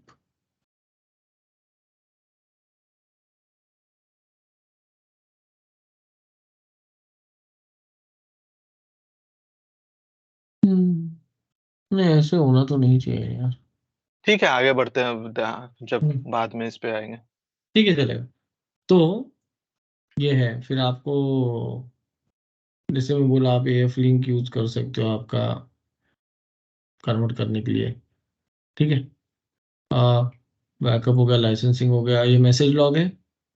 आप यहाँ पे जाके आपके एरर्स वगैरह सर्च कर सकते हो, आप यहाँ पे टाइम ड्यूरेशन दे सकते हो एरर्स के, कौन से टाइम का एरर आपको चेक करना है, क्या आपका सीवियरिटी है एरर का, क्रिटिकल है एरर है, वार्निंग वगैरह, और उसका लिस्ट आपको यहाँ पे आ जाएगा। तो हम अगर सर्च करते हैं यहाँ पे तो कोई एरर होगा नहीं, हम इंफॉर्मेशन सेलेक्ट करेंगे। इंफॉर्मेशन एरर मतलब कुछ है ही नहीं, मतलब अभी जस्ट हमने फ्रेश इंस्टॉल किया है, 5 मिनट पहले तक का छोड़ दो। यहाँ पे हम 20 मिनट करेंगे। Let's see if we get something. Okay, जैसे ये आपको बताएगा कि आ, क्या है, कोई कनेक्ट करने का ट्राई कर रहा है, नहीं कर रहा है, जो कुछ है। तो इस तरीके का आपको डिटेल्स आएंगे यहाँ पे। ठीक है। तो आप यहाँ से आइडेंटिफाई कर सकते हो क्या इशू है। अगर आपके सर्वर में कोई भी प्रॉब्लम आता है, तो आप यहाँ पे एरर लॉग देख के, एरर आईडी देख के आप सर्च कर सकते हो, फिर आपको यूजर गाइड्स में ये चीज़ें मिल जाएगी कि तो एग्जैक्टली ये क्या। मल्टीपल होस्ट रहने से भी एक ही एसएमटी से सारे का दिख जाएगा ना? हाँ, आपको सिर्फ सर्वर सेलेक्ट करना है, आप जो सर्वर सेलेक्ट करते हो उसका आप ओके ओके सर्च करो। ओके ठीक ओके। है। और ये एसएमटी में मान के चलिए मेरे पूरा पाई सिस्टम में दो दो डेटा आर्काइव है, और दो मतलब सब अलग अलग होस्ट में, मतलब दो पाई सर्वर है, दो एएफ सर्वर है, दो एसक्यूएल सर्वर है, और मान के चलिए चार पाई इंटरफेसेस है। ठीक है, और सबका सब अलग अलग, ये पूरा इंटायर नेटवर्क है। तो यहाँ पे मुझे सर्वर्स में सारे दिखेंगे कि सिर्फ लिमिटेड कुछ नहीं, दिखेंगे? आपको ये देखो अलग अलग रहता है, पाई पीसी लॉग्स अलग रहते हैं, पाई मैसेज लॉग्स अलग रहते हैं, लोकल पाई मैसेज लॉग्स अलग रहते हैं। तो अगर आपको इंटरफेस रिलेटेड वगैरह कोई देखना है तो आपको पाई पीसी लॉग्स में देखना है आपके नहीं, बाकी तो ये चीजों के लिए। सर्वर्स में मुझे पाई ये ड्रॉप, ये जो सर्वर्स में जो एक ही नहीं, है अभी यहाँ पे सर्वर का आपको नाम। तो डेटा आर्काइव्स ही दिखेंगे, यहाँ पे आपको डेटा आर्काइव्स ही दिखेंगे। और क्या है कि आपका जो ये जो लॉग्स है, जो डेटा आर्काइव है, वो हर डेटा आर्काइव के साथ आपका एक एएफ सर्वर कनेक्टेड रहेगा, राइट? तो उसके लॉग्स वो उसके अंदर अंडर आएंगे। क्या? मतलब अगर ये डेटा आर्काइव को आपके जितने इंटरफेसेस कनेक्टेड है, जितने हम्म। एएफ सर्वर जो कोई कनेक्टेड है, उसके लॉग्स आप यहाँ पे देख पाओगे, जैसे पाई पीसी में ये जो पाई पीसी ओके। लॉग्स है ना उसमें। हम्म। इसमें एएफ तो के लॉग मुझे दिखेंगे। इसमें जितना जितना फिजिकल पीसी हमारा रहेगा वो लिस्ट नहीं रहेगा, ओनली डाटा आर्काइव का ही रहेगा। राइट, ओनली डेटा आर्काइव का लिस्ट रहेगा। और एएफ का अगर मुझे लॉग्स वगैरह देखना है तब? तो आप यहाँ से पाई पीसी से भी देख सकते हो या फिर एएफ सर्वर से भी देख सकते हो। तो एएफ सर्वर में जाके एसएमटी वहां पे भी रहेगा क्या? हाँ, वहां पे भी मैसेज आपको एसडीके ओपन करना है। आप क्या करते हो, एसडीके करके एक यूटिलिटी है, तो आप ये ओपन करते हो यहाँ वो सर्वर पे। ठीक है। एएफ सर्वर पे? हाँ, और वहां पे आप जाके ये मैसेज लॉग्स देखते हो। अच्छा, तो SMT is for data archive और एचडीके इज फॉर एएफ ना? एसडीके तो हर जगह पे रहता है, आप जहां जहां पे आपके जो कोई कंपोनेंट है आपके सर्वर पे भी रहेगा, आपके मशीन पे भी रहेगा वो। आपके मशीन हम्म। पे कोई एरर आता है तो वो आपको वहां से भी दिखा देगा। अच्छा, एचडीके सारे मशीन पे रहेंगे? जहां जहां पे आप कंपोनेंट इंस्टॉल करोगे पाए का, हम्म। तो वहां वहां पे वो एसडीके इंस्टॉल करता है। ओके, ऑटोमेटिकली ना? हाँ, मतलब वो इंस्टॉलेशन में रहेगा। ओके अगर ओके। उसको एसडीके की जरूरत है तो वो पक्का इंस्टॉल करेगा। और मैक्सिमम 90% ऑफ टाइम एसडीके की जरूरत रहती है। कुछ कुछ एप्लीकेशन रहते हैं जो एसडीके यूज नहीं करता, in that case only it will not install, otherwise it will install for sure. जैसे आपने डेटा लिंक इंस्टॉल किया, उसके लिए एसडीके चाहिए उसको। आपने एसएमटी इंस्टॉल किया, उसके लिए एसडीके चाहिए उसको। आपने एफ क्लाइंट वगैरह इंस्टॉल किया, उसके लिए एसडीके चाहिए उसको, तो वो इंस्टॉल करेगा ही करेगा। तो जैसे पाई इसमें आर्काइव में हमने एसएमटी से लॉग्स चेक किए और ये एचडीके से भी लॉग्स चेक करेंगे, तो क्या दोनों लॉग्स सेम रहेंगे ना डिफरेंस रहेगा? सेम रहेंगे, सेम रहेंगे। ओके। ठीक है। बाद में हम्म। आता है अपना मॉड्यूल डेटाबेस। तो आप यहाँ पे मॉड्यूल डेटाबेस में अलग अलग चीज़ों के इंफॉर्मेशन देख पाओगे। तो मैं just show aliases properties. Okay. क्या है, अभी इसमें कुछ भी है नहीं, ना इंटरफेस में लिस्ट है, ना किसी में भी कोई लिस्ट है। ठीक है। तो इसके वजह से ये एक्सपांड नहीं हो रहा है। जब हम इंटरफेस बनाएंगे तो आपको दिखेगा कि इंटरफेसेस के अंदर आपका नया ये क्रिएट होता है करके। ठीक है। जैसे ओके। अलग अलग कंपोनेंट्स है, वो अलग अलग कंपोनेंट्स यहाँ पे क्रिएट हो जाएंगी जैसे ही आप वो बनाते जाओगे।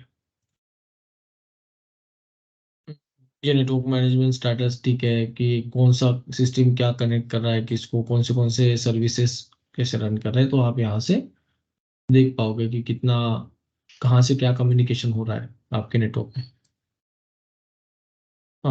यहाँ पे दिखेगा कि कौन से सर्विसेज रनिंग है, कौन से स्टॉप है पाई के।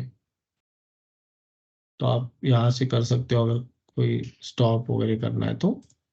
कभी कभी करना पड़ता है अगर कोई इंस्टॉलेशन चालू है तो। ठीक है। यहाँ पे आपको पूरा वर्जन दिख जाएगा, आपके कौन से सर्विस का कौन सा वर्जन है इंस्टॉल्ड। तो ऑलमोस्ट ये एक ही रहता है। अगर आप चेंज करते हो कोई स्पेसिफिकली तो ठीक है, नहीं तो फिर ये ऑलमोस्ट सेम ही रहेगा क्योंकि आप एक ही इंस्टॉलेबल यूज करते हो। ये हमने कभी यूज नहीं किया है। ये स्नैपशॉट आर्काइव स्टैटिस्टिक है, आपको यहाँ पे दिखेगा कि कहाँ पे मतलब पॉइंट काउंट क्या है, इवेंट्स कितने हैं स्नैपशॉट के अंदर। ये अलग अलग इंफॉर्मेशन है। ठीक है, तो जैसे ही आपका डेटा कलेक्शन चालू होगा वो इंफॉर्मेशन आपको यहाँ पे मिलेगी।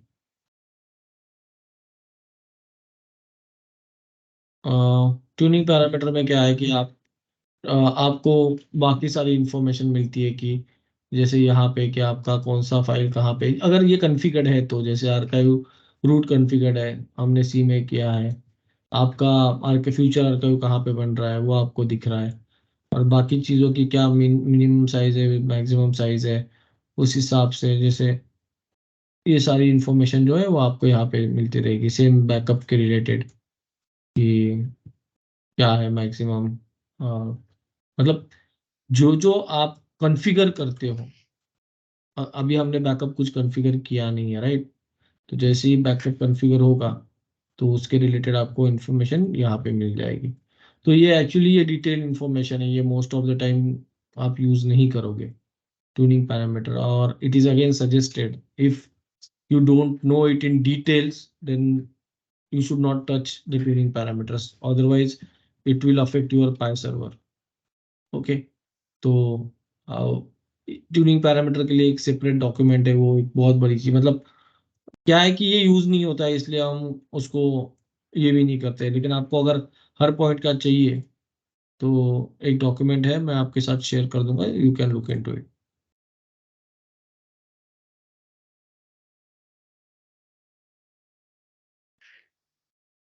तो अपडेट मैनेजर भी मोस्टली आप यूज नहीं करोगे किसी भी चीज के लिए। तो ये हो गया आपका ऑपरेशंस का, हमने देख लिया कि पाई आर्काइव इज इंस्टॉल्ड सक्सेसफुली, और आर्काइव क्रिएट किया है।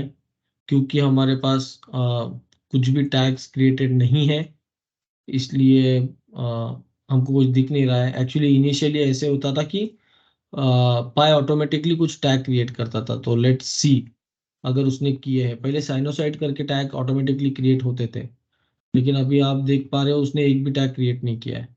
पहले ऐसा रहता था कि साइनोसाइड करके जो एक टैग है वो ऑटोमेटिकली वो क्रिएट कर देता था और वो ऑटोमेटिकली अपडेट करते रहता था, तो अभी वो भी टैग नहीं है। तो यहाँ पे जब हम सर्च कर रहे हैं, आपको पता होगा मे बी सर्च कैसे करना है। आप यहाँ पे टैग नेम डालते हो, अगर टैग नेम नहीं पता तो स्टार आपका यूनिवर्सल कैरेक्टर है जो आप वहाँ पे डाल दोगे। तो आपको वो जो मतलब सारे के सारे टैग्स दिखा देगा। यहाँ पे आप पॉइंट सोर्स डालोगे, पॉइंट सोर्स मतलब आपका जो इंटरफेस रहता है जब आप कॉन्फ़िगर करते हो तब उसका पॉइंट सोर्स। तो ये सारी जो चीज़ें हैं ये मैं आपको जब इंटरफेस कॉन्फ़िगर करेंगे हम, और जब टैग कॉन्फ़िगर करेंगे तब बताऊंगा। ये सारी जो चीज़ें हैं जैसे पॉइंट टाइप हो गया, ये क्या रहता है, पॉइंट क्लास क्या रहता है, description, engineering unit, point source क्या रहता है, और यहाँ पे बाकी भी सारे एट्रीब्यूट्स हैं। इतने सारे एट्रीब्यूट्स हैं, तो इसमें से मैक्सिमम एट्रीब्यूट्स आप कभी यूज नहीं करोगे। जो जो इम्पोर्टेंट एट्रीब्यूट्स हैं वो मैं आपको डिटेल में बताऊंगा कि कौन सी चीज़ किस लिए यूज होती है। ठीक है, तो पाई डेटा आर्काइव हमारा इंस्टॉल हो चुका है। आप सिक्योरिटी में जाके यहाँ पे मैपिंग एंड ट्रस्ट, जैसे जैसे अब अभी हम इंटरफेस इंस्टॉल करेंगे और बाकी चीज़ इंस्टॉल करेंगे, कल हम देखेंगे कि मैपिंग और ट्रस्ट क्या रहता है, और आइडेंटिटी यूजर ग्रुप वगैरह क्या रहते हैं, और सिक्योरिटी सेटिंग क्या रहती है। तो कल हम ये बेसिक में देखेंगे सिर्फ इंटरफेस इंस्टॉलेशन के लिए, और फिर इन डिटेल हम बाद में देखेंगे कि सिक्योरिटी क्या रहती है।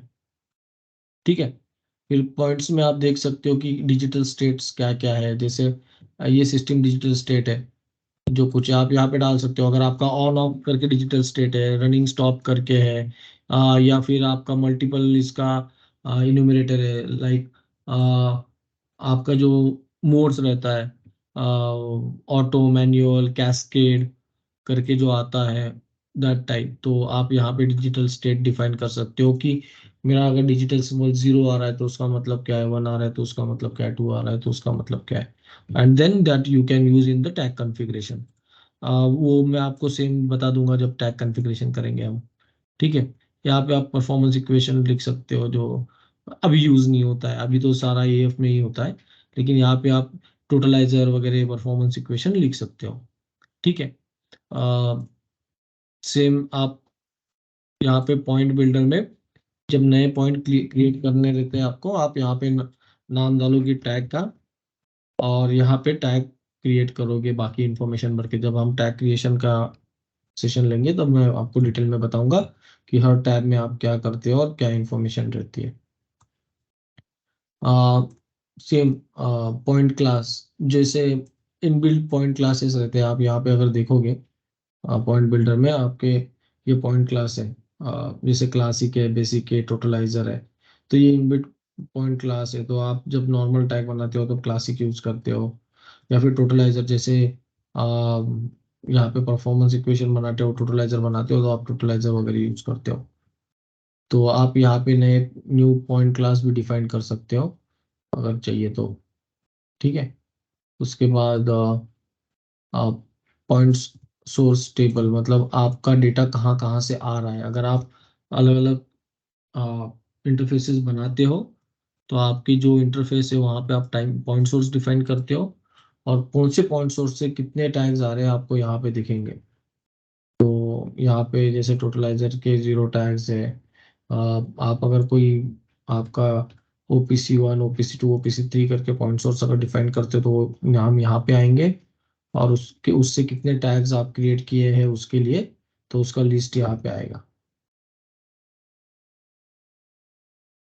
ठीक है, सेम जैसे आप यहाँ पे परफॉर्मेंस इक्वेशन लिखते हो, यहाँ पे आप टोटलाइजर के लिए इक्वेशन लिख सकते हो, और आपके टोटलाइजर टैग यहाँ से क्रिएट होंगे। ये देख लिया हमने आईटी पॉइंट्स। यहाँ पे आप परफॉर्मेंस काउंट, मतलब आपका हेल्थ स्टेटस मेनली यहाँ पे चेक करते हो आप, कि पिंग चल रहा है नहीं चल रहा है वगैरह, ये सारे आईटी पॉइंट्स में आप डिफाइन करते हो। तो वो हेल्थ स्टेटस रिलेटेड रहता है।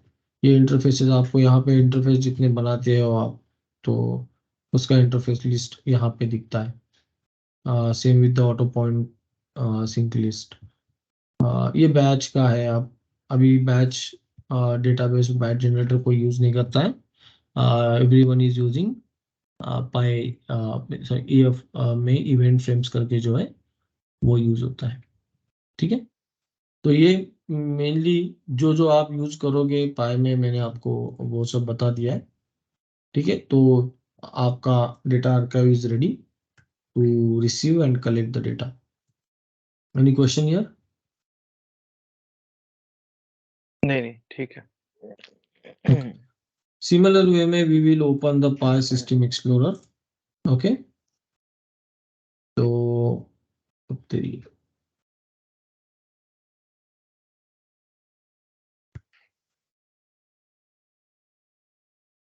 ओके, सो वो बता रहा है कि इसमें डेटाबेस उसने क्रिएट नहीं किया है, तो वो डेटाबेस क्रिएट करेगा। तो यस, वो मेरे लिए डेटाबेस क्रिएट कर रहा है। एसक्यूएल सर्वर में राइट, नहीं, पाई एफडी इज क्रिएटेड। अभी यहाँ पे दो अलग कंसेप्ट है।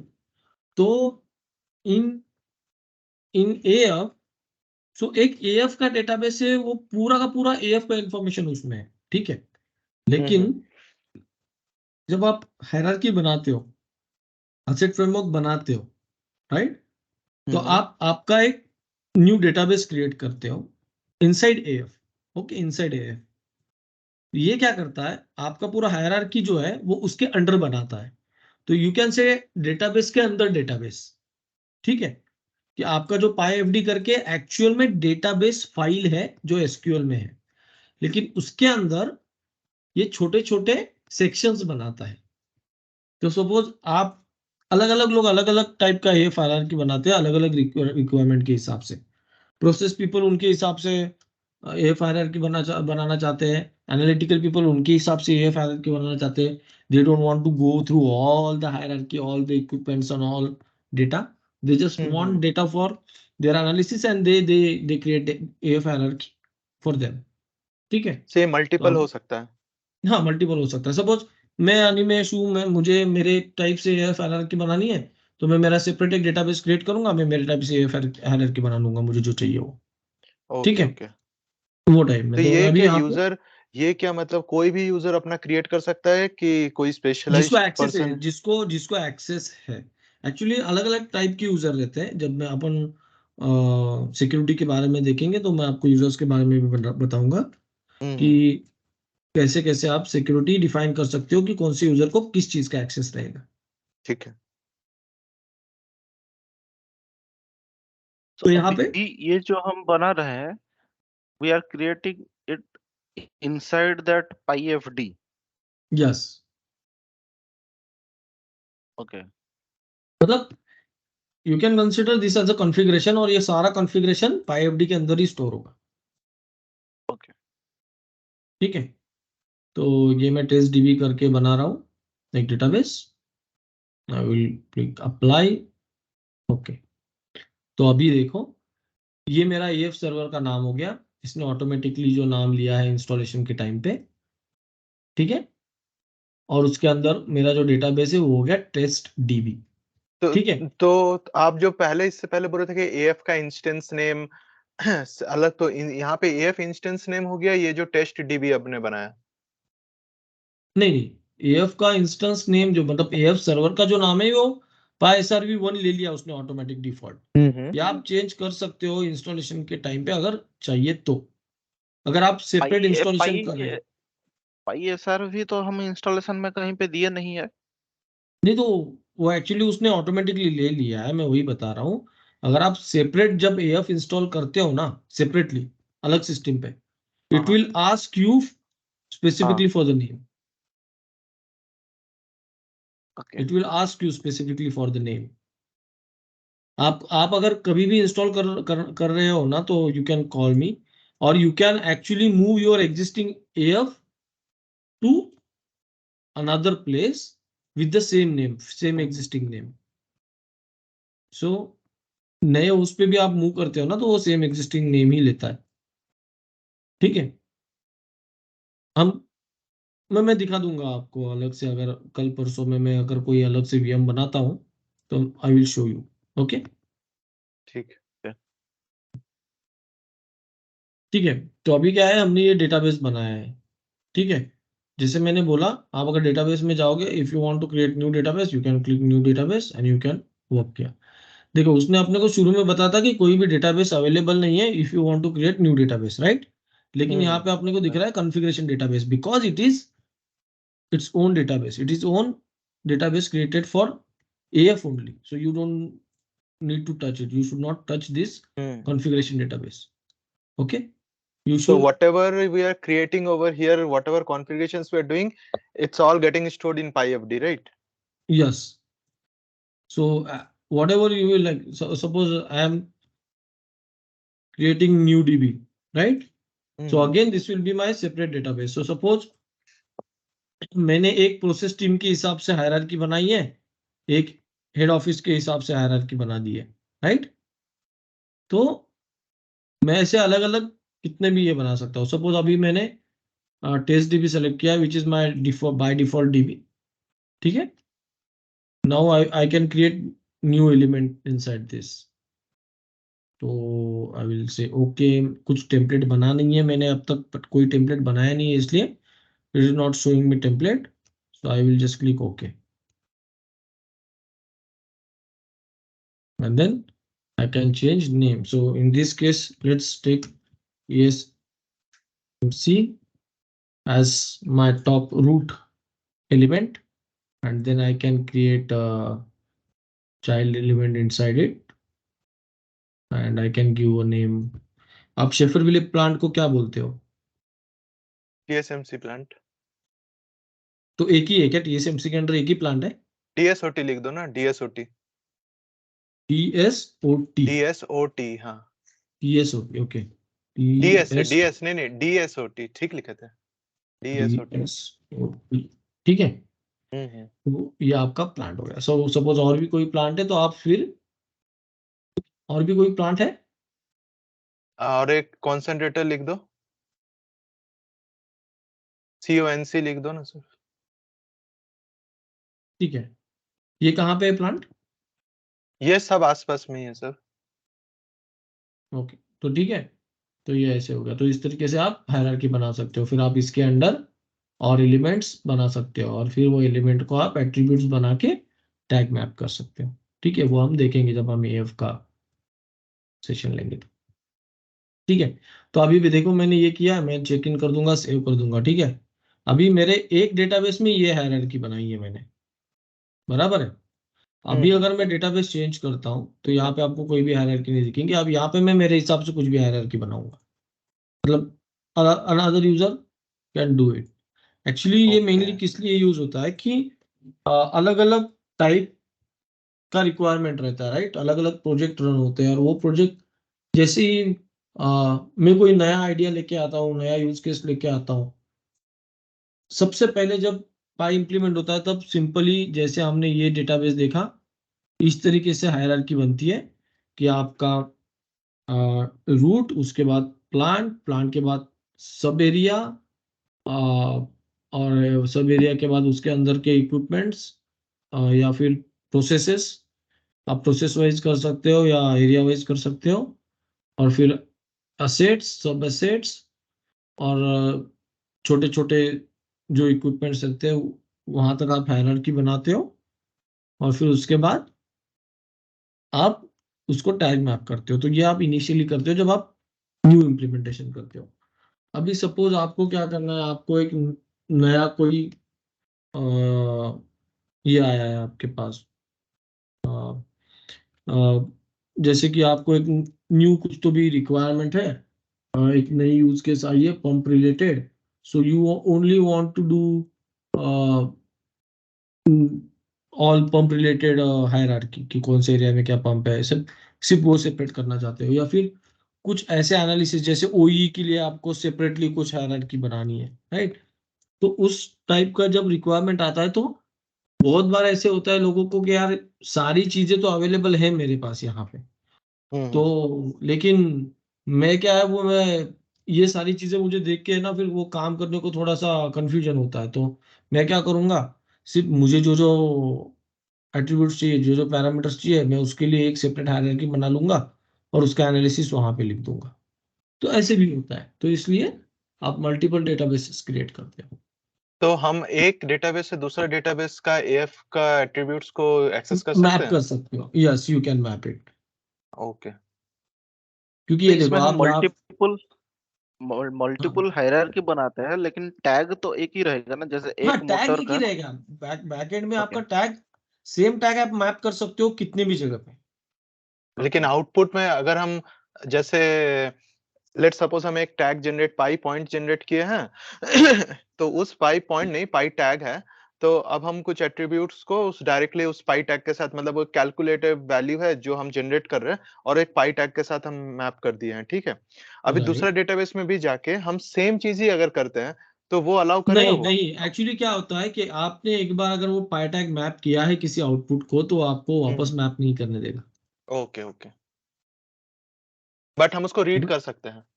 हाँ रीड कर सकते हैं। ओके। और हम अगर पाई टैग अगर मैप नहीं करते हैं, सिर्फ एट्रीब्यूट रखते हैं, तो उस एट्रीब्यूट को हम एक्सेस कर सकते हैं हाँ जी, हाँ जी, आप और प्रॉपर उसको रीराइट भी कर पाथ, सकते हैं? आप उसको प्रॉपर पाथ देके, आप जैसे मैं दिखाता हूँ आपको, यहाँ पे मैं एक एट्रीब्यूट क्रिएट करता हूँ।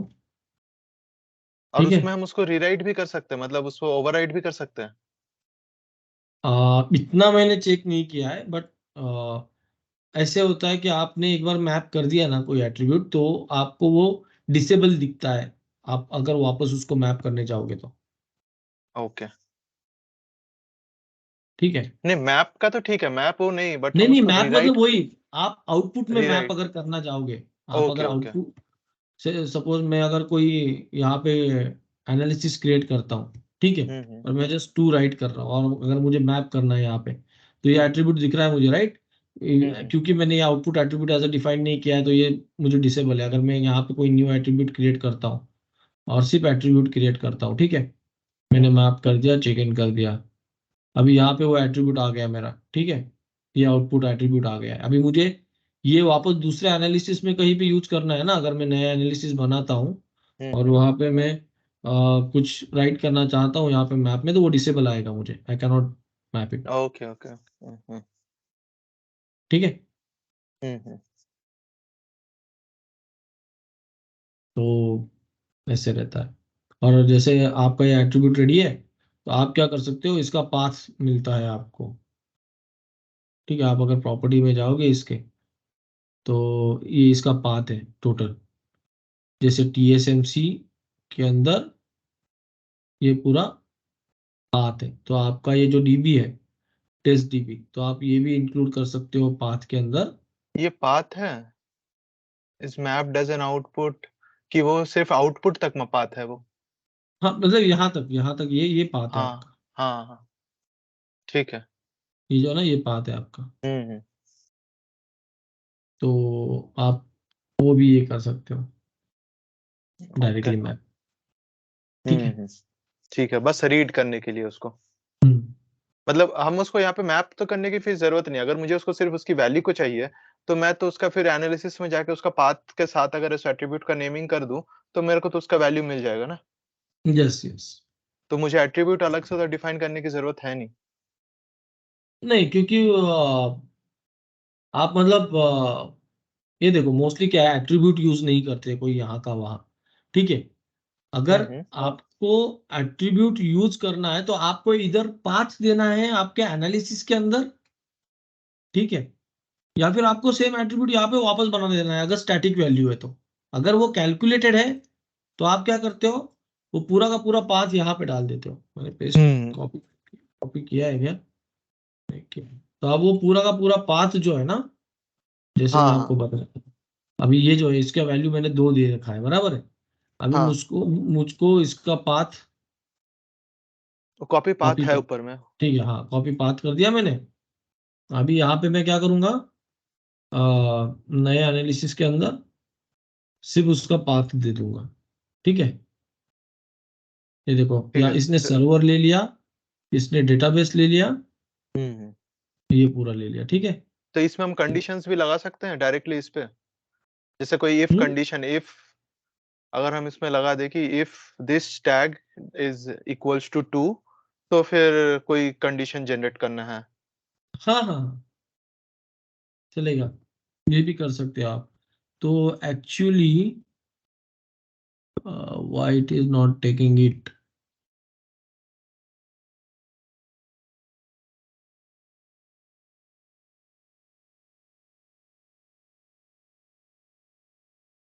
Let's see. Okay, because it is giving error. ऐसे तो देना नहीं चाहिए इसने एरर।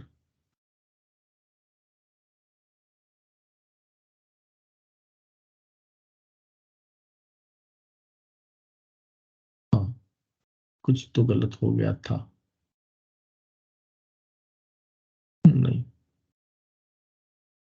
मैं आपको बताता हूँ ये एग्जैक्टली ठीक है, कैसे पाथ यूज होता है। ठीक है, ठीक जब है, हम ठीक है। एनालिसिस करेंगे ना, हम्म। क्योंकि ये पाथ यूज होता है, मैंने बहुत बार किया है। बहुत क्या अच्छा। है कि वो थोड़े थोड़े सिंटैक्स छोटे छोटे जो रहते हैं। समझता हूँ। तो इसका ये क्या ऑटोमेटिकली हर टाइम आप एनालिसिस में अगर डाल देंगे, तो ये हमेशा रन होते रहता है बैकएंड में? आप यहाँ पे ट्रिगर डिफाइन करते हो, अगर पीरियोडिक डिफाइन करते हो तो आप देते हो कि वो ट्रिगर कहाँ डिफाइन कर रहे हैं आप यहाँ पे? ये नीचे ओके देखिए। ओके ओके ओके तो आप ओके, हाँ देते हाँ, हो कि समझ गया समझ कब गया। कब रन होना चाहिए ना। हम्म। और इवेंट ट्रिगर्ड मतलब कोई कंडीशन बेस्ड ट्रिगरिंग होगा?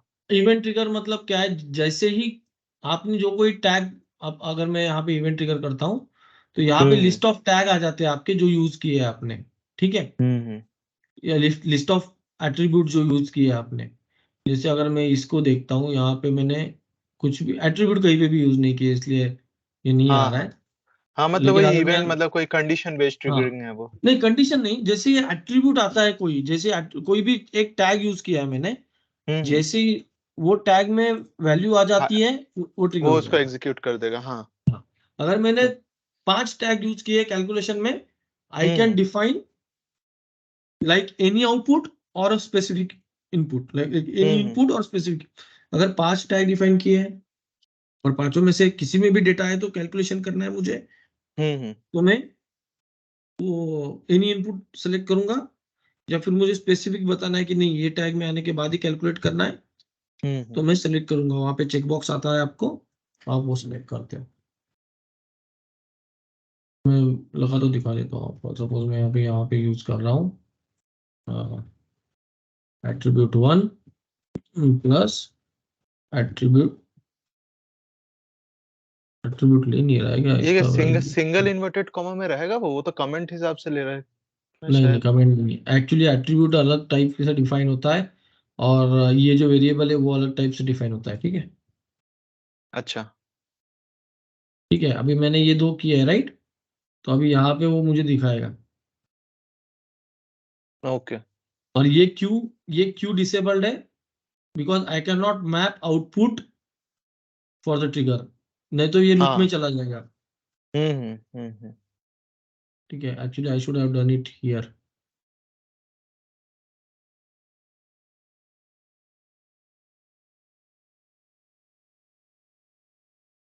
ठीक है, यहाँ पे अभी आपको दिखेगा दोनों इनेबल्ड। ठीक है, तो आप दोनों सेलेक्ट कर सकते हो, या एक कोई भी सेलेक्ट कर सकते हो ट्रिगर के लिए। तो जैसे अच्छा। ही उसमें डेटा अपडेट होता है, वो ऑटोमेटिकली ट्रिगर हो जाएगा। ओके। ठीक है, हम्म। तो इस तरीके से आपका EF भी इंस्टॉल हो गया है। ठीक है इस सब पे हम लोग और काम करेंगे ना, मतलब बाद में। भाई, काम तो बहुत, मतलब इसका तो सेपरेट सेशन रहेगा आपका, हाँ। तो ठीक उसका है। कोई दिक्कत नहीं है। ठीक है, तो हम्म। वही है। बाकी जो सारी चीजें हैं, जैसे यहाँ पे इवेंट फ्रेम्स आपके दिखेंगे, लाइब्रेरी में आप टेम्पलेट्स और टेबल डिफाइन कर सकते हो and all. Unit of measure आपके जो रेडी है वहाँ पे दिखेंगे आपको। अगर नया यूनिट ऐड करना है तो you can even add unit. Then आपके नोटिफिकेशन के लिए आप कॉन्टैक्ट की लिस्ट बना सकते हो यहाँ पे, और यहाँ से आप सारे एनालिसिस मैनेज कर सकते हो। ठीक है, आपके जो एनालिसिस दिखे हैं वो यहाँ पे दिखेंगे आपको। आप उसको रीरन, बैकफिलिंग, स्टॉप वगैरह जो करना है आप यहाँ से मैनेज कर सकते हैं। अच्छा, ये ये तो ऑप्शन बहुत अभी वाले में चेंज कर दिया, मतलब हमारे वर्जन में वो मैनेजमेंट नहीं है, वो एनालिसिस पे डाला हुआ है, और माई पाई बोल के एक ऑप्शन और डाला हुआ है। कौन सा वर्जन इंस्टॉल है भाई? मुझे तो 2020 में इंस्टॉल दिख रहा है ये, लेकिन ऐसा कौन सा वर्जन इंस्टॉल किया आपने? अरे मेरे इसमें नहीं, मतलब टीएसएमसी वाले वर्जन में मैं बात कर रहा हूँ। नहीं, ये तो TSMC का ही है ना। 8 हाँ, मैं दिसंबर समझ रहा हूँ। 2020 को आपका लाइसेंस जनरेटेड है, राइट? हाँ, नहीं ये तो आपका आपका वाला मैं कंपेयर किया, मतलब आपका जो सिस्टम एक्सप्लोरर है और हमारा जो इंस्टॉल्ड है हमारे टीएसएमसी में, इसका वर्जन में लगता है ये जो मतलब सॉफ्टवेयर में अपडेट्स जो आप बताते हैं कि ये जो मैनेजमेंट ऑप्शन है इसमें हमारे एग्जिस्टिंग सिस्टम में नहीं है, ये तब एनालिसिस नोटिफिकेशन का। नोटिफिकेशन करके ऑप्शन भी होगा आपके इसमें हाँ, सेपरेटली अवेलेबल। नोटिफिकेशन है, हाँ नोटिफिकेशन यहाँ है। पे नहीं है, यहाँ पे नहीं है क्योंकि वो इवेंट फ्रेम में हो रहा है, या फिर नोटिफिकेशन इंस्टॉल नहीं हुआ, देखना पड़ेगा। नहीं तो वो इवेंट फ्रेम में अवेलेबल रहेगा यहाँ पे। तो वही है, हम्म ये ऐसे छोटे मोटे चेंजेस है, बाकी ज्यादा तो कुछ है नहीं। हम्म। ठीक है, तो आई थिंक आज के लिए इतना ठीक है। हाँ ठीक है। ठीक है। आप भी थक जाते हो 4 घंटे से बोल बोल के। हाँ, एक्चुअली कल कल बहुत ये हुआ, मतलब कल तो सिर भी पकड़ लिया था मेरा, क्योंकि गर्दन थोड़ी सी दर्द कर रही थी। हम्म। आज तो ठीक है। आज तो मैं पूरा 4 घंटे में पानी भी नहीं पिया हूँ, कल तो भी थोड़ा पानी पी रहा था। तब से ऑफिस भी करते हो दिन में, फिर रात को आके ये भी ले रहे हो, सेशन भी कर रहे हो?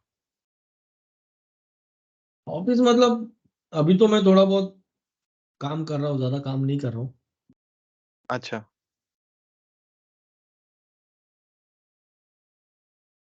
लेकिन हाँ, तो जब अभी जो VM, जब क्लाइंट का काम काम आता है तो करना पड़ता है। तो अच्छा। अभी जो VM आप प्रोवाइड किए हैं उसमें हम ये सब इंस्टॉल करके फिर ये चेक करेंगे। फिर चलेगा, कल तो आपको आप बताएंगे कब अगर करना कुछ चाहते हो प्रॉब्लम वो? होता है। क्योंकि आप कब करना चाहते हो वो इंस्टॉलेशन? आज ही करते हैं हम लोग। आज ही चलेगा, करेंगे, आज ही करेंगे। ठीक है, तो कल चलेगा, क्लास स्टार्टिंग के टाइम में जो जो कुछ प्रॉब्लम हुआ तो उसको डिस्कशन कर लेंगे। ठीक है। वैसे क्या है कि ये जो नए OS वगैरह और नए इंस्टॉलेशन है उसमें ज़्यादा प्रॉब्लम नहीं आता है। पुराने इसमें बहुत बहुत सारी चीज़ें रहती थी। अभी क्या है, इन्होंने सब ऑटोमेटिक टेक केयर कर लिया है, तो you should not face any issue. But या लेट मी नो। ठीक है, ठीक है। ठीक है I will keep your 2 VM running. Okay, ठीक है। कल कल यस सुबह मैं शायद बंद कर दूंगा, ठीक क्योंकि है। क्या है, अच्छा खासा पैसा चार्ज करता है वो VMs। अच्छा अच्छा। अच्छा कल सुबह चलेगा, आप बंद कर देंगे तो मैं ओपन नहीं कर पाऊंगा। मैं सोच रहा था कि मॉर्निंग में ही नहीं इंस्टॉल ठीक है ना। करूंगा। तो एक काम करेंगे ना, आप तपस, अगर आप अभी नहीं कर रहे हो ना, तो मैं आपका अभी बंद कर देता हूँ, आपको मॉर्निंग में चालू कर दूंगा। यू आर इन हाँ इंडिया राइट? यस तो you can call me any time, I will start your game. Okay ठीक है, मतलब अभी ठीक है मैं सौरभ का ऑन रखता हूँ हाँ ठीक है। और हाँ आपका बंद कर देता हूँ। आप बताओ तो बस, हाँ मतलब आप अगर अभी ट्राई करने वाले होंगे तो ठीक है, 1-2 घंटा, नहीं तो फिर मैं उस हिसाब से बंद नहीं कर मैं दूंगा, आप बताओ। हाँ नहीं मैं मॉर्निंग आप अभी मेरा बंद कर दीजिए। मैं मॉर्निंग में आपको कॉल करूंगा। मैं टीम्स में ही कॉल करूंगा या कांटेक्ट नंबर है आपका? आप कांटेक्ट नंबर तो दिया था मैंने, मैं हाँ व्हाट्सएप मैं देता हूँ। ठीक शेयर कर है देता हूँ आप ना तो उसको मैं। हाँ ठीक है, और आपका VM जो है SRV 2 है राइट? मेरा VM SRV 1 है। मैं तो SRV 1 को यूज कर रहा हूँ। नहीं, जो हाँ IP मतलब सौरभ सौरभ SRV 1 को यूज कर रहा है, जिसका IP 104 है। 4 है। हाँ हाँ। तो मैं 104 रनिंग रखूंगा। I am stopping 156। 156 yes okay, okay ठीक है चलेगा, और मैं अभी मेरा भी स्टॉप कर देता हूँ। तो स्टॉप माइनस, कुछ कुछ और क्वेश्चन है? नहीं नहीं तो आज फिर के मैं लिए इतना स्टॉप ही कर है। दूँ। हाँ हाँ हाँ। ठीक है, ओके ठीक है। Thank you. ठीक bye good thank night you. Bye. Bye.